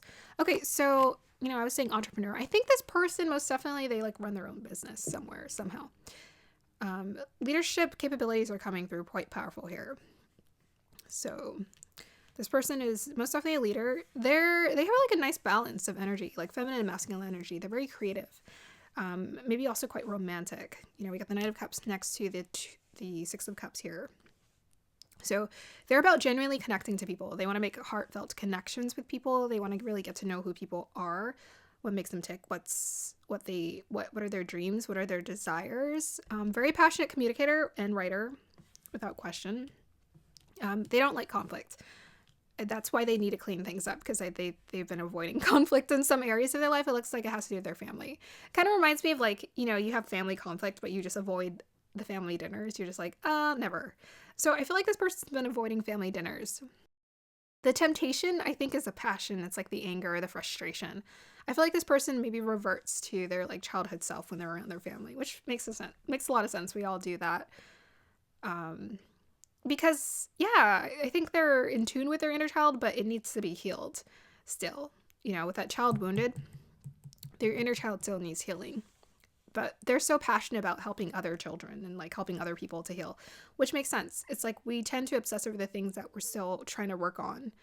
And I think with the, you know, face the fears energy I was getting, yeah, this person is trying to be brave and face their fears, but one of their fears and their weaknesses is their family, which is so funny because I feel like this person's very brave when it comes to a lot of other things. It's like if they want to follow their passion, they follow their passion. If they want to do what they love, they really do what they love. If they want to be successful, this person's like, sure, I can be successful. We got a King of Pentacles and the Emperor. So strong masculine energy. We got a Knight of Cups here as well. So strong masculine energy coming through for this person. Very strong. Connections are very important to them with that Uranus in the 7th house in Aquarius. They're very much looking for like-minded people. Yeah, I think they've been able to create quite a bit of success for themselves. Okay, so let's go ahead and look at how they feel about you, and then I think we'll just end the reading here because I can't seem to get away from Uranus for the astro dice. How does this person feel about you? How do they feel about pile number 4, guys? Future spouse feel about pile number 4. 7 of Pentacles, yes. We can build something, build a future. We have here 3 of Swords reverse. Healing. Wow. It came through again. So you're dependable. This person feels like a very healing presence. Tell me more. They can build a future with you. This is something that they're willing to put the work in. Like, let's do it. Anything else we have here? 6 of Swords. So yeah, that's about moving on, making transitions. Yeah, creating a new beginning for ourselves. Tell me more about the 6 of Swords here. Oop, we got 8 of Wands. I don't know if that wanted to be reversed upright. Clarify the 8 of Wands. Queen of Swords. Okay, that's you.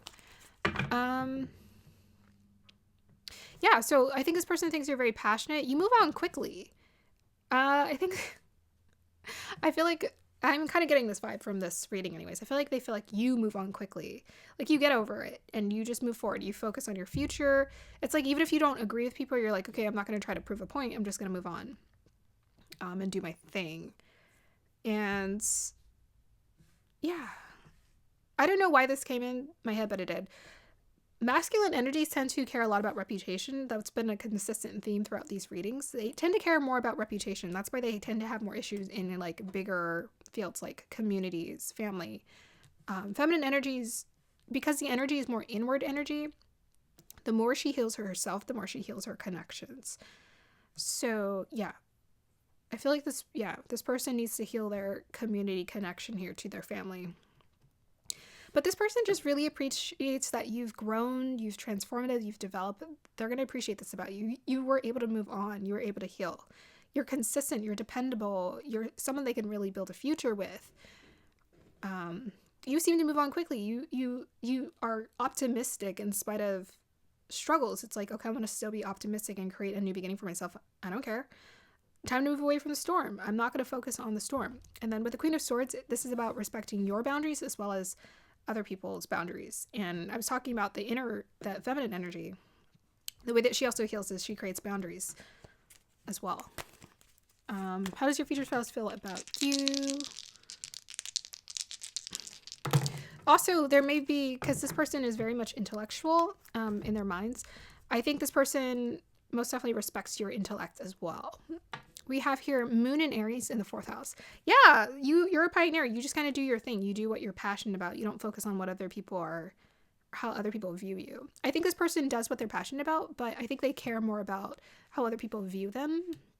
That's just like masculine energy for you, because they tend to be more attached to their representation. It's not like a toxic masculinity thing. Oh my, how dare he be self-conscious about how other people see him? Well, I hope he does. You know, you would want him to care about how he operates in community. You would want him to be a leader. That's why masculine energy is about leadership, because they're more about attuning themselves to community.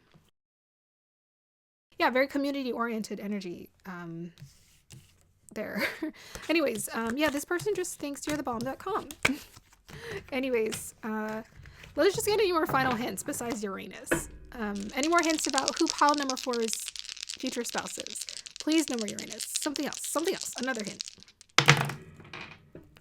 Yay! We got Mars and Leo. They took me literally. Very different. Mars and Leo. Oh, look, and you got Mars. Mars and Leo. Are you kidding me? They're the same as you. You guys are mirroring each other. So with that second house, it could be about anything. Family. It could be about their voice, how they speak. But in general, I feel like they embrace this, because I'm not going to even read it. They're about standing up for their beliefs. They want to stand up for what they really believe in. They want to stand up for what's really important to them, what matters to them, and protecting people, caring for people, standing out, being proud. I'm out, I'm proud. It's better what people have to say about me. Okay, pile number 4. That was long, but beautiful. Let me know. I didn't read the numbers. So 8 is about stability and prosperity. I think what this person sees in you and what they're also trying to build with you. 1 and 8 add up to 9. To me, this person is trying to build like a Knight of Pentacles as well as a Knight of Cups experience with you. Like stability, real life, real relationship, as well as a dream. Like you guys are here to carve your own path. And then, yeah, you know, I was talking about the Japanese culture and how this person respects other people. Yeah, very respectful of other people. Except whatever's going on here. I think it's avoidance. Because I feel like they're not trying to create conflict. They're very passionate. But they're like trying to avoid people here. 2 and 1. 2 is about connection. 1's a self. There's a disconnect here that they're experiencing with their family. Yeah, I'm going to go ahead and end your reading here. Pile number 4, let me know if it resonated. Have a beautiful day or evening.